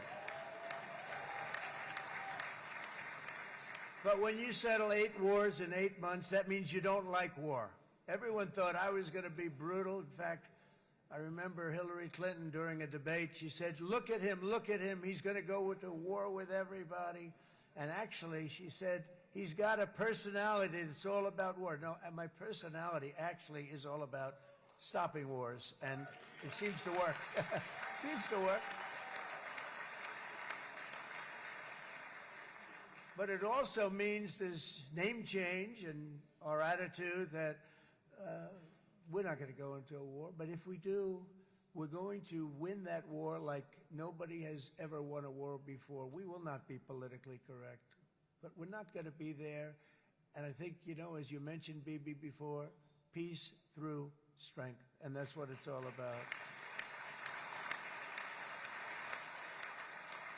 The United States has the greatest and most powerful military in the, right now, history of the world. I can tell you we have weapons that nobody's ever dreamt of.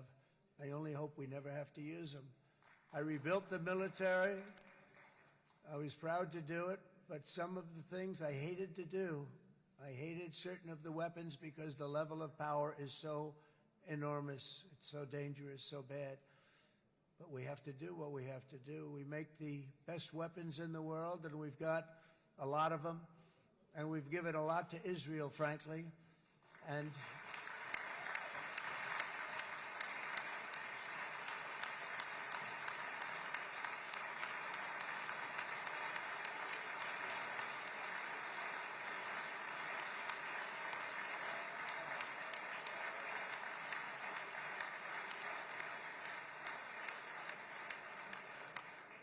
I mean, Bibi would call me so many times, can you get me this weapon, that weapon, that weapon? Some of them I never heard of, Bibi, and I made them.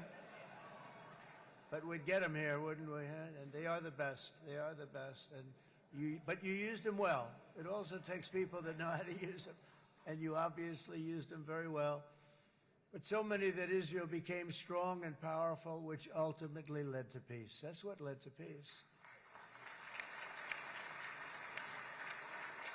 So as we celebrate today, let us remember how this nightmare of depravity and death all began.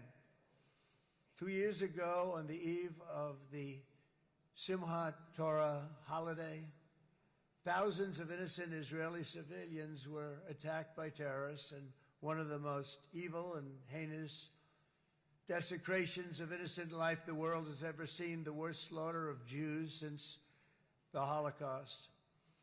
The cruelty of October 7th struck to the core of humanity itself. Nobody could believe what they were witnessing. The United States of America grieved alongside you, and we mourned for our own citizens who were so viciously taken that day. And to all the families whose lives were forever changed by the atrocities of that day, and all of the people of Israel, please know that America joins you in those two everlasting vows: never forget and never again.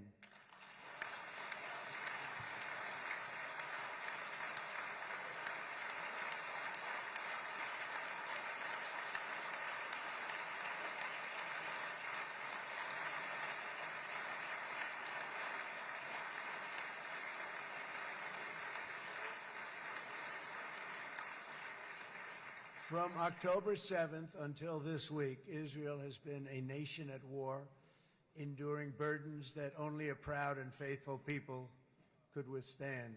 It was a very tough period of time. For so many families across this land, it has been years since you've known a single day of true peace. But now at last, not only for Israelis, but also for Palestinians and for many others, the long and painful nightmare is finally over. And as the dust settles, the smoke fades, the debris is removed, and the ashes cleaned from the air, the day that breaks on a region transformed, and a beautiful and much brighter future appears suddenly within your reach. This is now a very exciting time for Israel and for the entire Middle East, because all across the Middle East, the forces of chaos, terror, and ruin that have plagued the region for decades now stand weakened, isolated, and totally defeated. A new coalition of proud and responsible nations is emerging, and because of us, the enemies of all civilization are in retreat. Thanks to the bravery and incredible skill of the Israeli Defense Forces and Operation Rising Lion,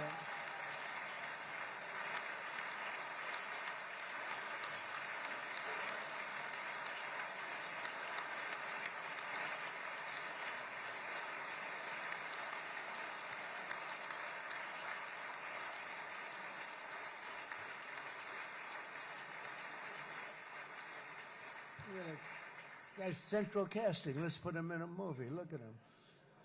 Great job. And my people loved working with you. Loved it. They worked so well together. But many of Iran's top terrorists, including nuclear scientists and commanders, have been extinguished from this earth. And with Operation Midnight Hammer, boy, that's a great name for that, what we did. Last June, the United States military flew 7 of those beautiful B-2 bombers. They look so beautiful all of a sudden. They were always, I thought they were pretty planes. I had no idea they could do what they did. In fact, we just ordered 28 more of them. A little updated version. We ordered a whole pile of them. And almost 100 other planes went with them, including fighter jets. And we had 52 tankers, big, beautiful, brand new tankers that were loading them up 4 or 5 times. They traveled 37 hours back and forth. Think of that. But we had tankers all over the sky for all the other planes. We had the F-22s, the F-35s, F-16s. We had a hell of a lot of planes.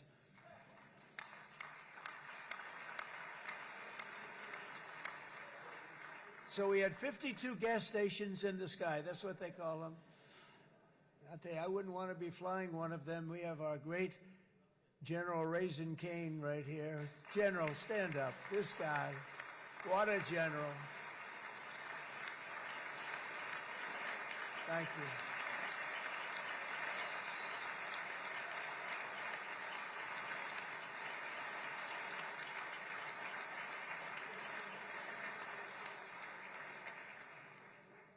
I asked General Cain, I said, you know, we're having problems with ISIS, and I was in Washington, and I asked, how long would it take to defeat ISIS? And my Washington generals told me, 3, 4, maybe 5 years, sir. I said, I don't get it. We got the best equipment in the world. Why? So I flew to Iraq, and I met with a man named Cain. He said, what's your first name? He said, they call me Raisin, sir. I said, wait a minute, your name is Raisin Cain? I've been looking for you for a long time. You gotta be kidding. So they told me 3, 4, 5 years to defeat ISIS.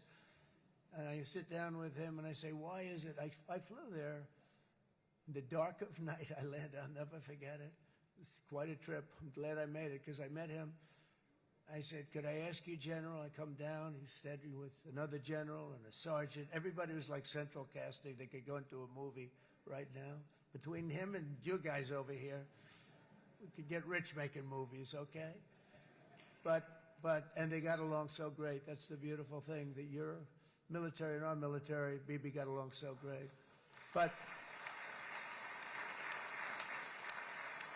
But I was told by the television generals in Washington, we have the best equipment in the world. Why is it taking so long? And they said, 4 years. I said, so let me ask you, Raisin, how long would it take you to defeat ISIS? Sir, we can do it in 3 weeks, but you'll probably have some time left over. I said, you gotta be kidding. What the hell are you talking about? They said 4 years. I said, well, sir, look, it's not my place to say, but you're asking me the question.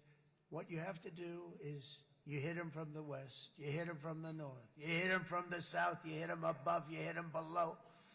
I said, so why didn't they do it?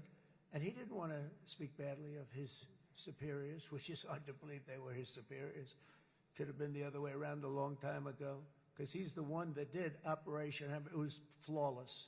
It was flawless. It was absolutely flawless. And I said, so you really think you can do it in 4 weeks? Yes, sir, 100%. You have to do it differently than they were doing it. They were using one base, and it was hundreds of miles away. And he says, we have all these portable bases all over the Middle East. And they didn't want to use them because they didn't want to offend the country where the portable... They wouldn't have even known what the hell the planes were going up, right? They wouldn't have known. But he said, no, they didn't want to defend anybody, offend anybody. But we can do it in 4 weeks. I said, you sure about that? I'm going to call you back. I'll call you back on Monday. I'm going back to Washington. But you think 4 weeks? Yes, sir, I think we can do it in 4 weeks. We'll have time left over. So I call him on Monday. I say, you think you can do it? 4 weeks. I said, go ahead and do it. He did it. I'll tell you, he did it in 4 weeks, less than 4 weeks. So, General, stand up, please. Again, this is a real general. This is not a television general. He doesn't want to go on television.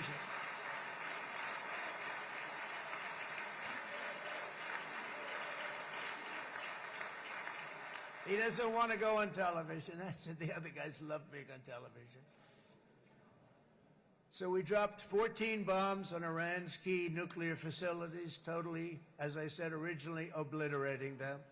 And that's been confirmed, and everybody understands it. Together we stopped the #1 state sponsor of terror from obtaining the world's most dangerous weapons. And if you think about it, if we didn't do that, and assuming we made the same deal that we have today, there'd be a dark cloud over this deal.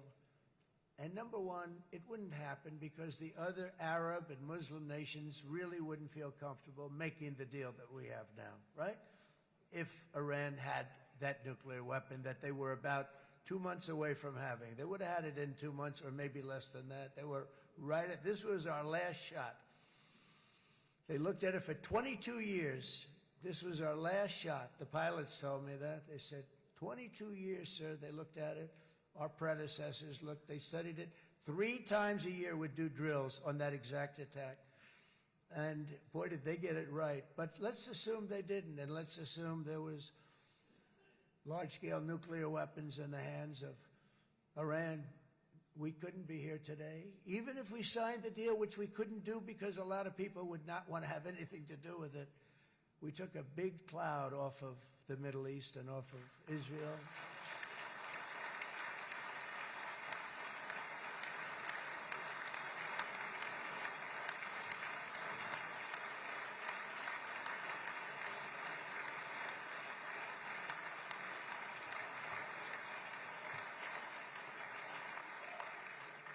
And it was my honor to help.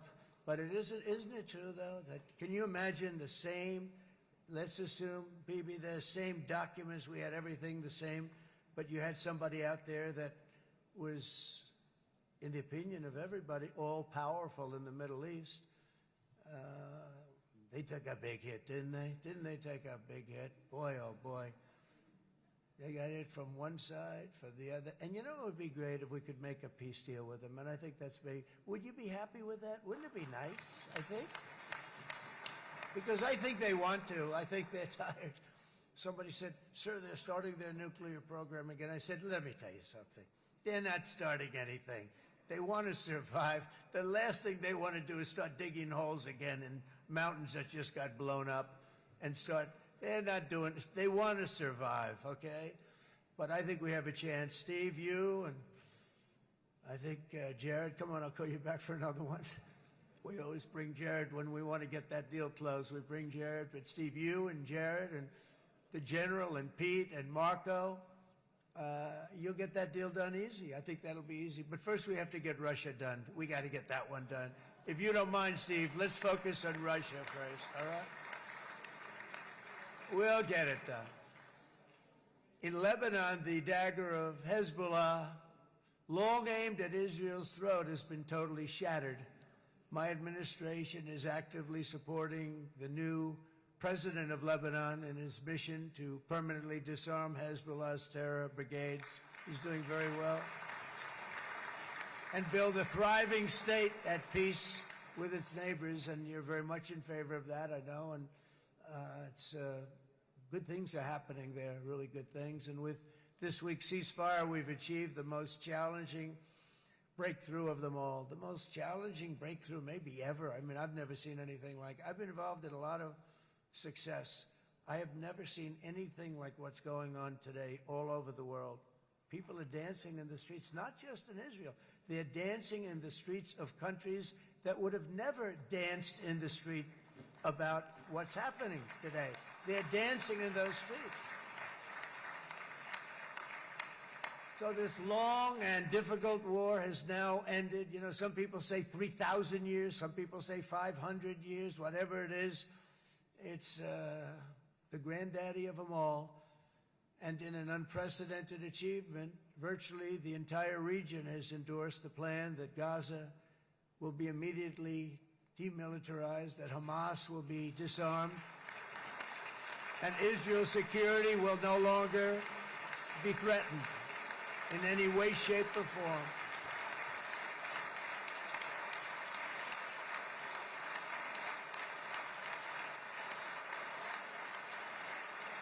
So Israel, with our help, has won all that they can by force of arms. You've won. I mean, you've won. Now it's time to translate these victories against terrorists on the battlefield into the ultimate prize of peace and prosperity for the entire Middle East. It's about time you were able to enjoy the fruits of your labor. Mr. Opposition Leader. I said he's a very nice opposition leader. I think, no, he's a nice man. Bibi, he's a nice man. Good. He knows what he's doing, right? No, a very nice guy. Well, see, now you can be a little bit nicer, Bibi, because you're not at war anymore, Bibi.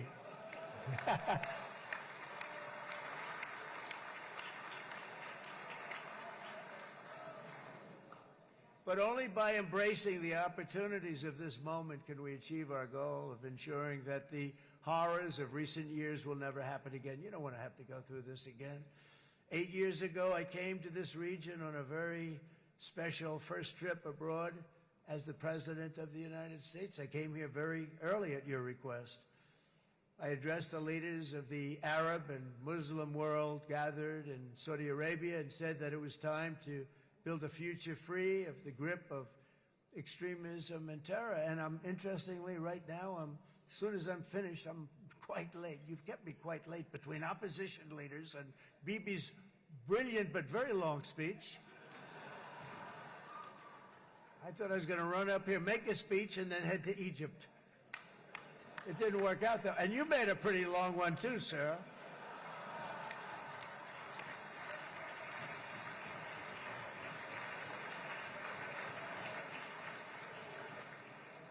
But I liked what you all said. It could be worse. Supposing on top of it, I didn't like what you said. That would be no good, Ron, would it?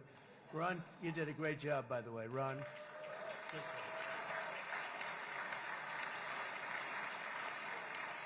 Yeah.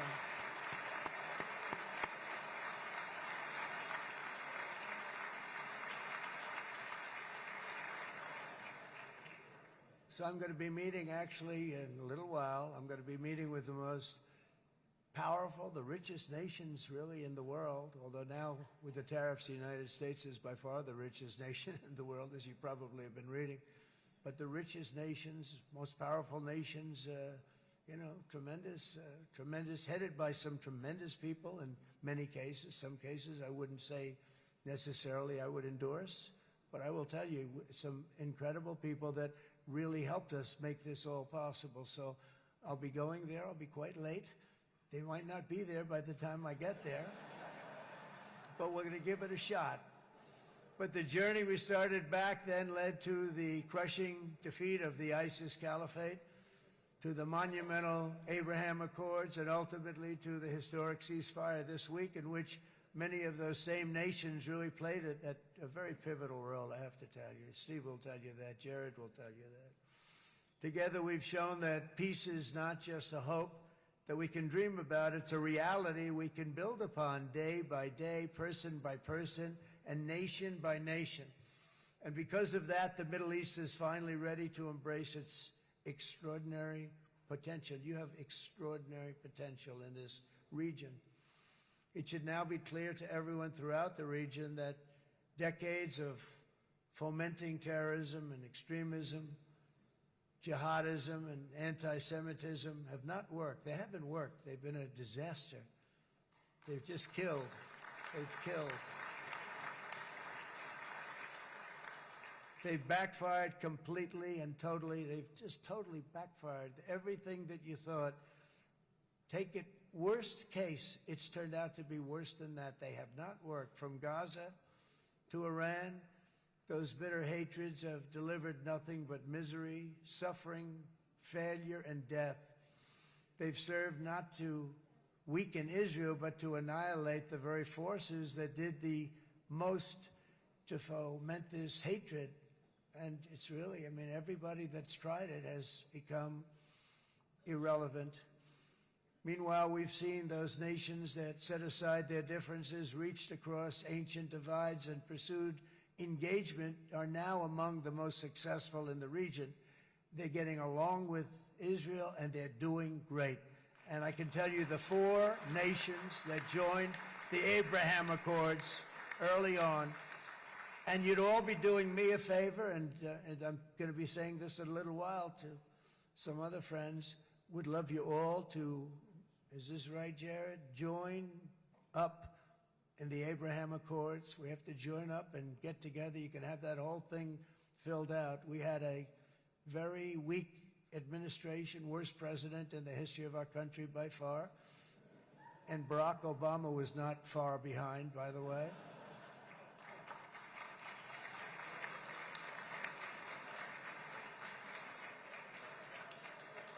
And they did nothing with this incredible document, the Abraham Accords, but now you can fill them up. Now you have peace, you have people that really like Israel. I'll tell you what. And they like Israel a lot more today than they did even 5 weeks ago. You've made a lot of, you've come back. You've come back strong because it was getting to be a little nasty out there in the world. And ultimately, the world wins. You can't beat the world. Or I would say to Bibi, it's now time. And he understood it better than anybody. Because ultimately, you know, the world's a very big place. And I've said a lot. I said, this piece of land is very small. It's unbelievable what you've done with that tiny. You look at a map even of just, not the world, the Middle East, and you have this little dot. And think of what you've done. It's incredible. It's incredible.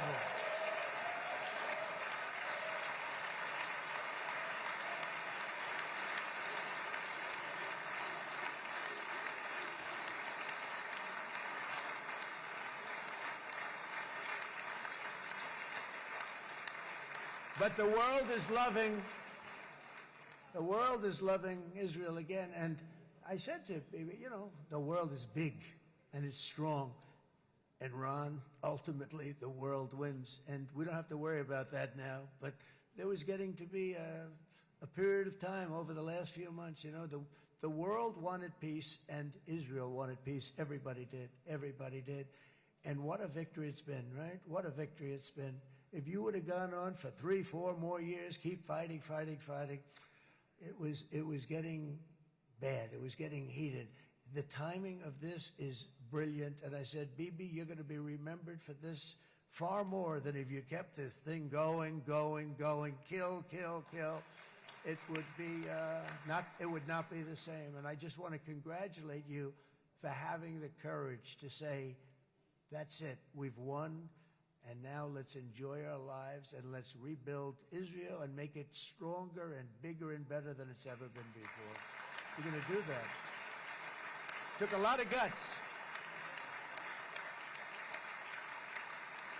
And the choice for Palestinians could not be more clear. This is their chance to turn forever from the path of terror and violence. It's been extreme, to exile the wicked forces of hate that are in their midst, and I think that's going to happen. I've met some people over the last couple of months that want to see it happen very much, and after tremendous pain and death and hardship, now is the time to concentrate on building their people up instead of trying to tear Israel down. We don't want that to happen again. And the total focus of Gazans must be on restoring the fundamentals of stability, safety, dignity, and economic development so they can finally have the better life that their children really do deserve after all these decades of horror.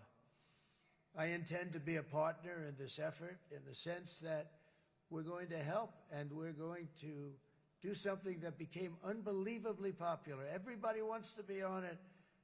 It's called the Board of Peace, okay? How about that? Is that a beautiful name? Like a board of peace.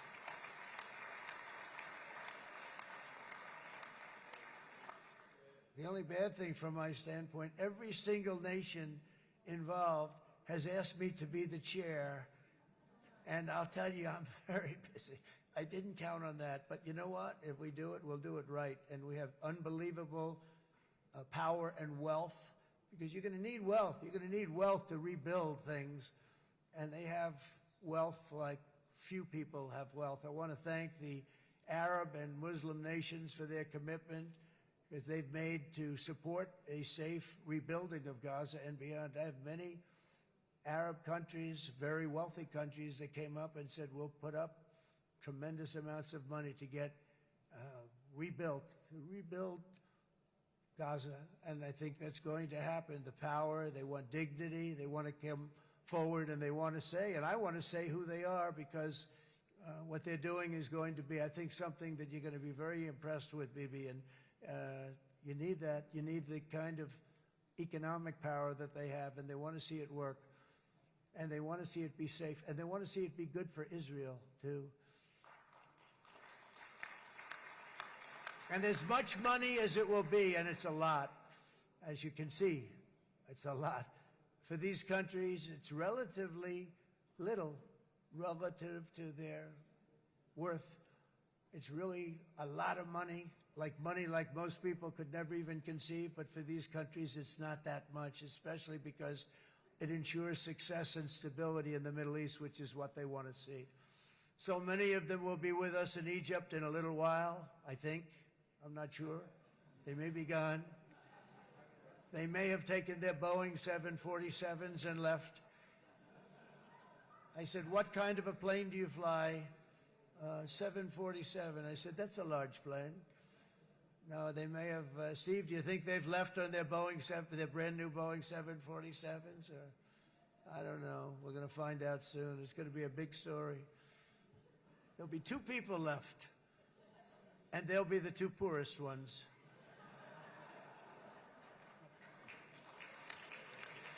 But it will be the wealthiest and most powerful group of nations. So the group that we have assembled, that's waiting for us, is the wealthiest and most powerful group ever assembled at one time. There has never been a group like this. And they're only looking for good. They want good. They're going to do good. And as those commitments are made, I'm going to let the world know who's doing it, because they really deserve to get the credit. And some of them probably won't want the credit, but they deserve it. It's more obvious than ever that the productive and responsible nations of this region should not be enemies or adversaries. You should be partners and eventually even friends, and that's what's going to happen. I know it. Together you can stand against the forces of chaos. Yeah, you go ahead. That's an important point.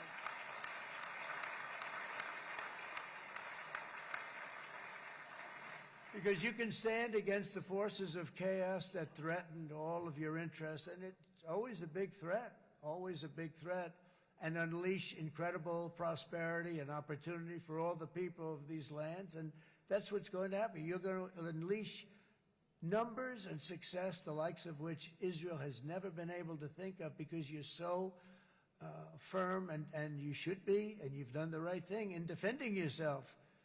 You're not going to have to worry so much about it. You've won, and now you can build, and you can do things that you never even thought possible. When you put that genius into doing something else, it's going to be something it's going to be a miracle. The miracle in the desert, it's going to be amazing. And it already is in a true sense. But it'll be wonderful when you can spend time thinking about other than war and defense and offense also. To that end, it's my firm hope and dream, frankly, that together the Abraham Accords will turn out to be everything that we thought they would. Those 4 countries were very, very brave in doing it. They did it at a very early point, and every single one of them benefits unbelievably financially. And if you noticed, even in this bad period that we just went through, they all remained a member of the Abraham Accords. They've done unbelievably well. And you know who you are, and I want to thank you. And they've stayed because of loyalty, but they've also stayed because it was really good business. They've made a lot of money being members, and you're going to all, I hope that every one of the countries that we're seeking, Jared, I hope they join quickly. No games, no nothing. Just join, get it. It's going to be a great peacemaker. It's really going to bring it together beyond anybody's wildest dream. So instead of building fortresses to keep enemies at bay, the nations of this region should be building infrastructure to weave your commerce closer together, because you've got to compete with the big world out there in commerce now. It's a different kind of competition. Instead of making weapons and missiles, the wealth of this region should flow to schools and medicine, industry, and frankly, the new hot thing, artificial intelligence. It's a lot of intelligence they're going to have to be thrown off to pay back these sums of money that they're doing. But that's really the hot one. And I might say that the United States, a year ago, was a dead country. I say it to people. I heard it first from the King of Saudi Arabia. I then heard it from UAE. I heard it from Qatar. I heard it from many other countries. A year ago, the United States of America was a dead country. Now it's the hottest country anywhere in the world. It is the hottest. There's no question about it.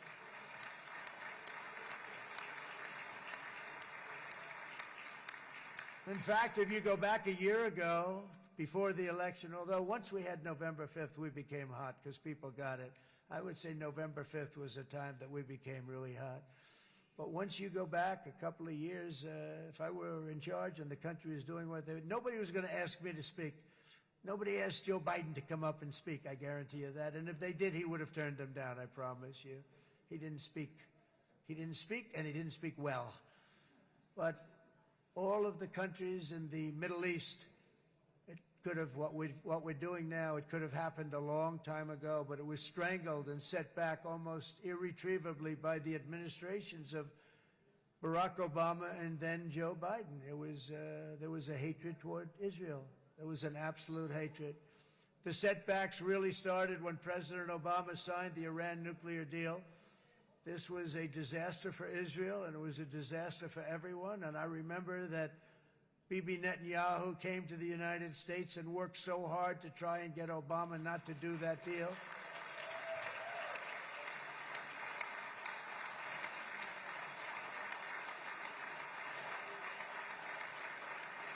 He worked so hard. But it was like talking to a wall. I remember him telling me it was like talking to a wall. They wanted to go with Iran. They chose Iran, frankly, over a lot of other good nations, but specifically Israel. And that was the beginning of a very bad period of time. You had Obama go out, and the Iran nuclear deal turned out to be a disaster. And by the way, I terminated the Iran nuclear deal, and I was very proud to do it.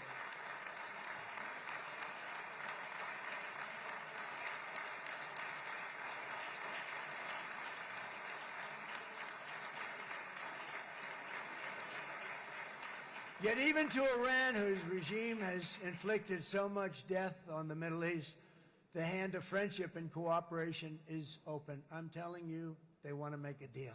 That's all I do in my life. I make deals. I'm good at it. I've always been good at it. And I know when they want. Even if they said, we don't want to make a deal, I can tell you they want to make a deal. All right, they do. They want to make a deal, and we're going to see if we can do something, because this is crazy what's happening, and we're not going to have this anymore.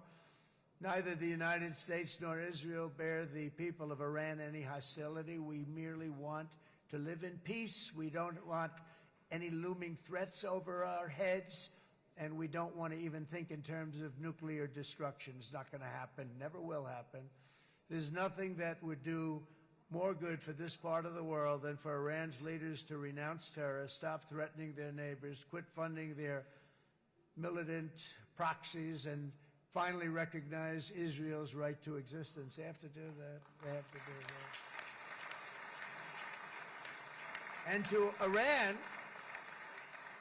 and as you know, this is not said out of weakness. There's no weakness. But I'm going to say this, that we are ready when you are, and it will be the best decision that Iran has ever made. And it's going to happen. It's going to happen. And they're good people. I know a lot of Iranians in the United States. They're good people, smart, hardworking people. They don't want to see what's happened to their country. The story of fierce Israeli resolve and triumph since October 7th should be proof to the entire world that those who seek to destroy this nation are doomed to bitter failure. The state of Israel is strong, and it will live and thrive forever.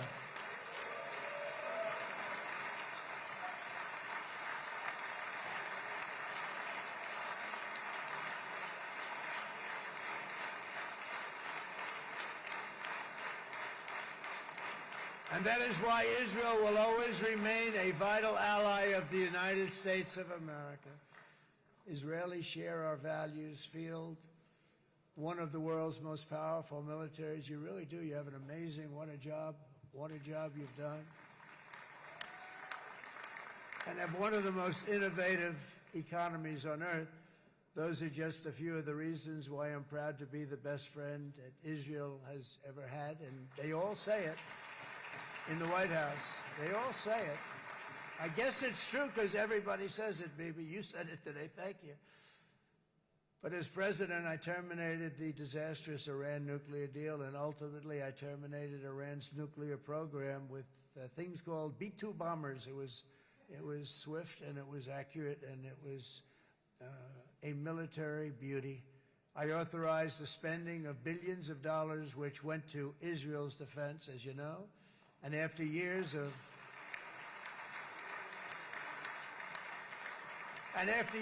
broken promises from many other American presidents, you know that, they kept promising. I never understood it until I got there. There was a lot of pressure put on these presidents. It was put on me too, but I didn't yield to the pressure. But every president for decades said, we're going to do it.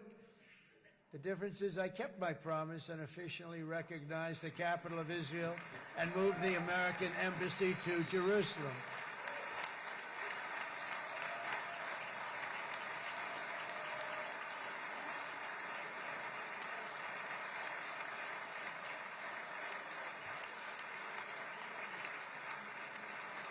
Isn't that right, Miriam?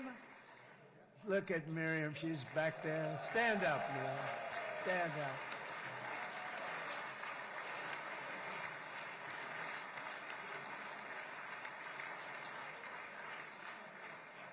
Miriam and Sheldon would come into the office. They'd call me. He'd call me. I think they had more trips to the White House than anybody else I can think of. Look at her sitting there so innocently. She's got $60 billion in the bank. $60 billion. And I think she's saying no more. And she loves Israel, but she loves it, and they would come in, and her husband was a very aggressive man, but I loved him. He was a very aggressive, very supportive of me. And he'd call up, can I come over and see you? I say, Sheldon, I'm the President of the United States. It doesn't work that way. He'd come in, and we would do. But they were very responsible for so much, including getting me thinking about Golan Heights, which is probably one of the greatest things to ever happen to Israel.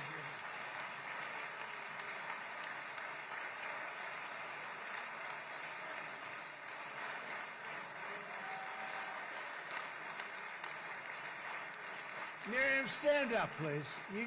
She really is. I mean, she loves this country.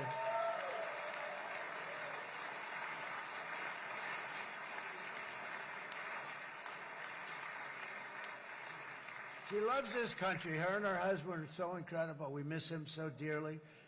But I actually asked her, I'm going to get her in trouble with this, but I actually asked her once, I said, so Miriam, I know you love Israel. What do you love more, the United States or Israel? She refused to answer. That might mean Israel, I must say. We love you. Thank you, darling, for being here. That's a great honor. Great honor. She's a wonderful woman. She is a great woman. I've always stood for the people of this community, and I always will. I'll always be with you. I'm always going to be with you. I guess maybe something could happen to change my mind. Somebody that's really stupid gets into office and wants to do really bad things, but that's about it. We don't think we're going to have that happen. I hope we're not going to have that happen. And this man is a good man right here. These two men are good men right here.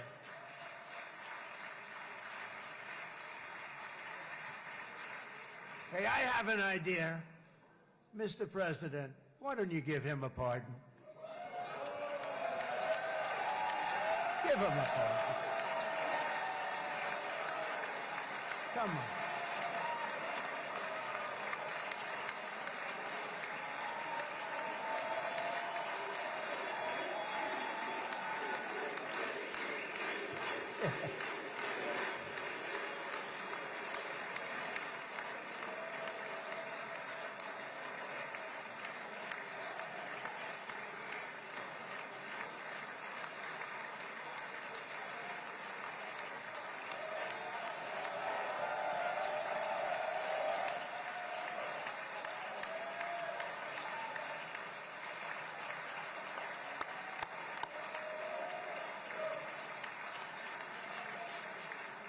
By the way, that was not in the speech, as you probably know.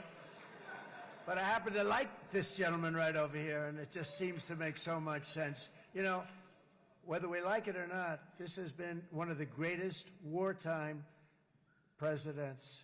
This has been one of the greatest wartime presidents. And cigars and champagne, who the hell cares about that?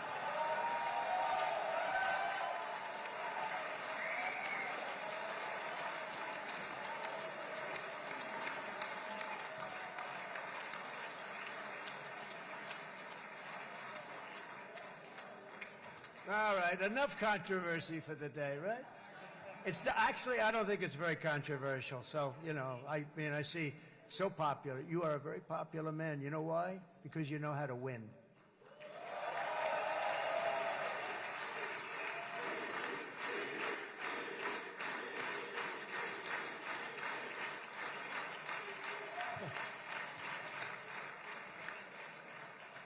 Over the past 2 years, I've met many of the families of the Israelis taken hostage and those that were taken hostage. Unbelievable. I've looked into their eyes. I've seen the worst nightmares of their suffering, but I've also seen something else, the beautiful love of the people, the love of people, frankly, that hold things together, the love that gives you the courage to carry on through thousands of years of persecution and repression and to emerge with the heart of David.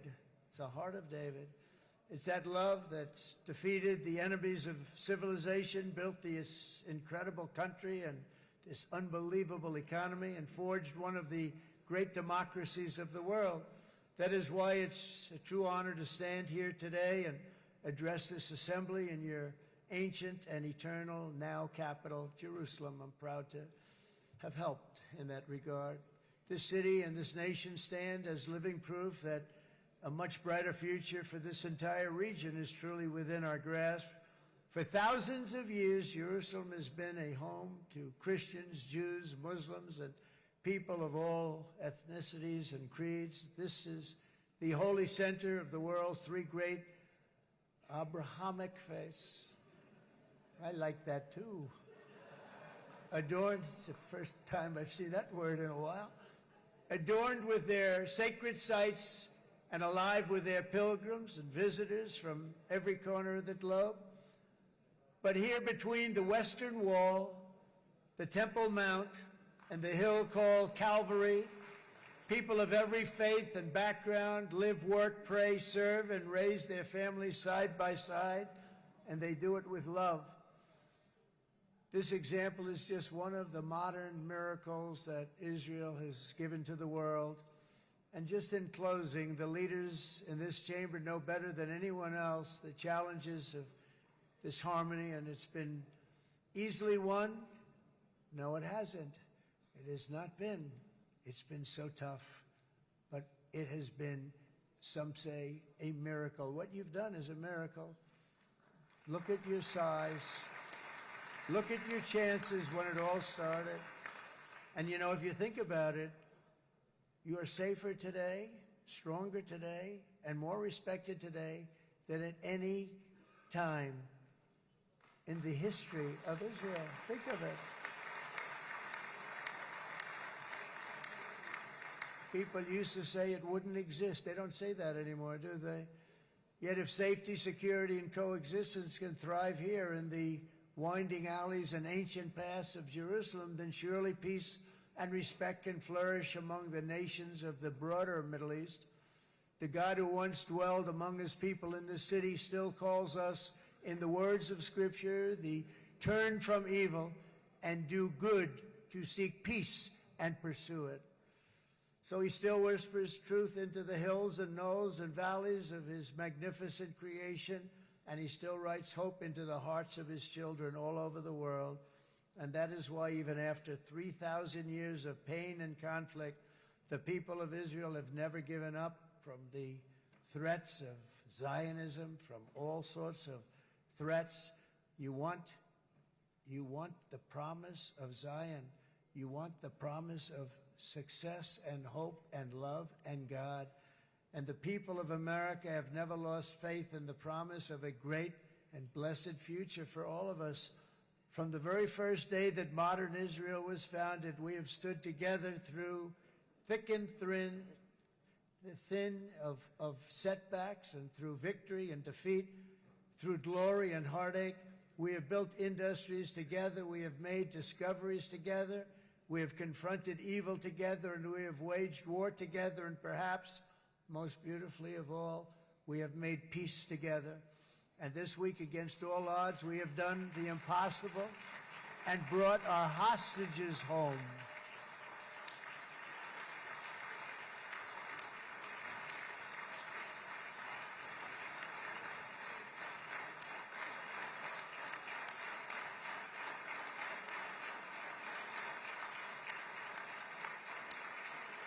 So now we're going to forge a future that is worthy of our heritage. We're going to build a legacy that all the people of this region can be proud of.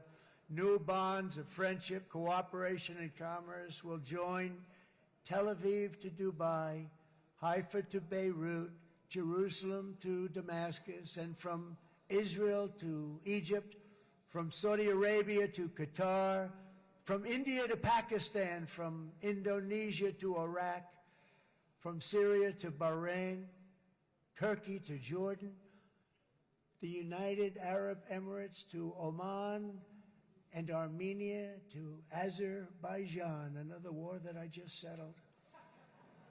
We are going to have hope, harmony, opportunity, and happiness here in the spiritual and geographic center of the entire world. That's what you are. Israel, America, and all of the nations of the Middle East will soon be safer, stronger, greater, and more prosperous than ever before.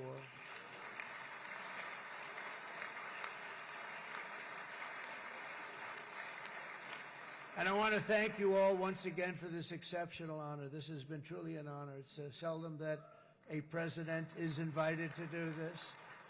And I love Israel. I'm with you all the way. You will be bigger, better, stronger, and more loving than ever before. Thank you very much. God bless you. God bless the United States of America. And God bless the Middle East. Thank you, everybody. Good luck. Thank you very much. Thank you.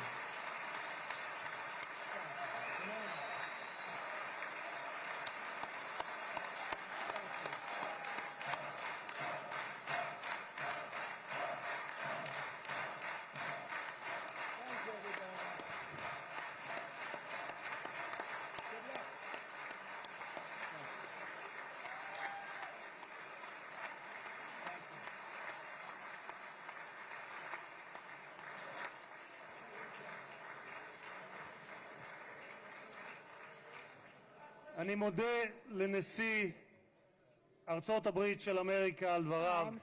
חברות וחברי הכנסת, תם סדר היום. הישיבה הבאה תתקיים ביום שני, כ"ח בתשרי התשפ"ו, 20 באוקטובר 2025 בשעה 16:00. חג שמח ובשורות טובות. ישיבה זו נעולה. כבוד הנשיאים וכבוד יושב ראש הכנסת.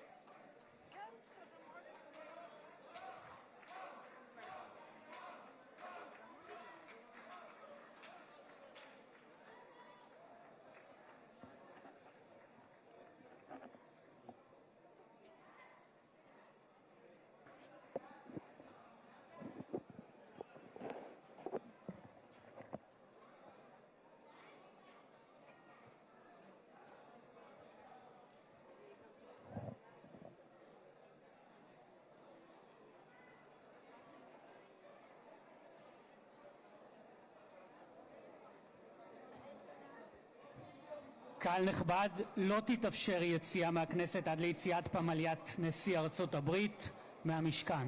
תודה. רבע שעה.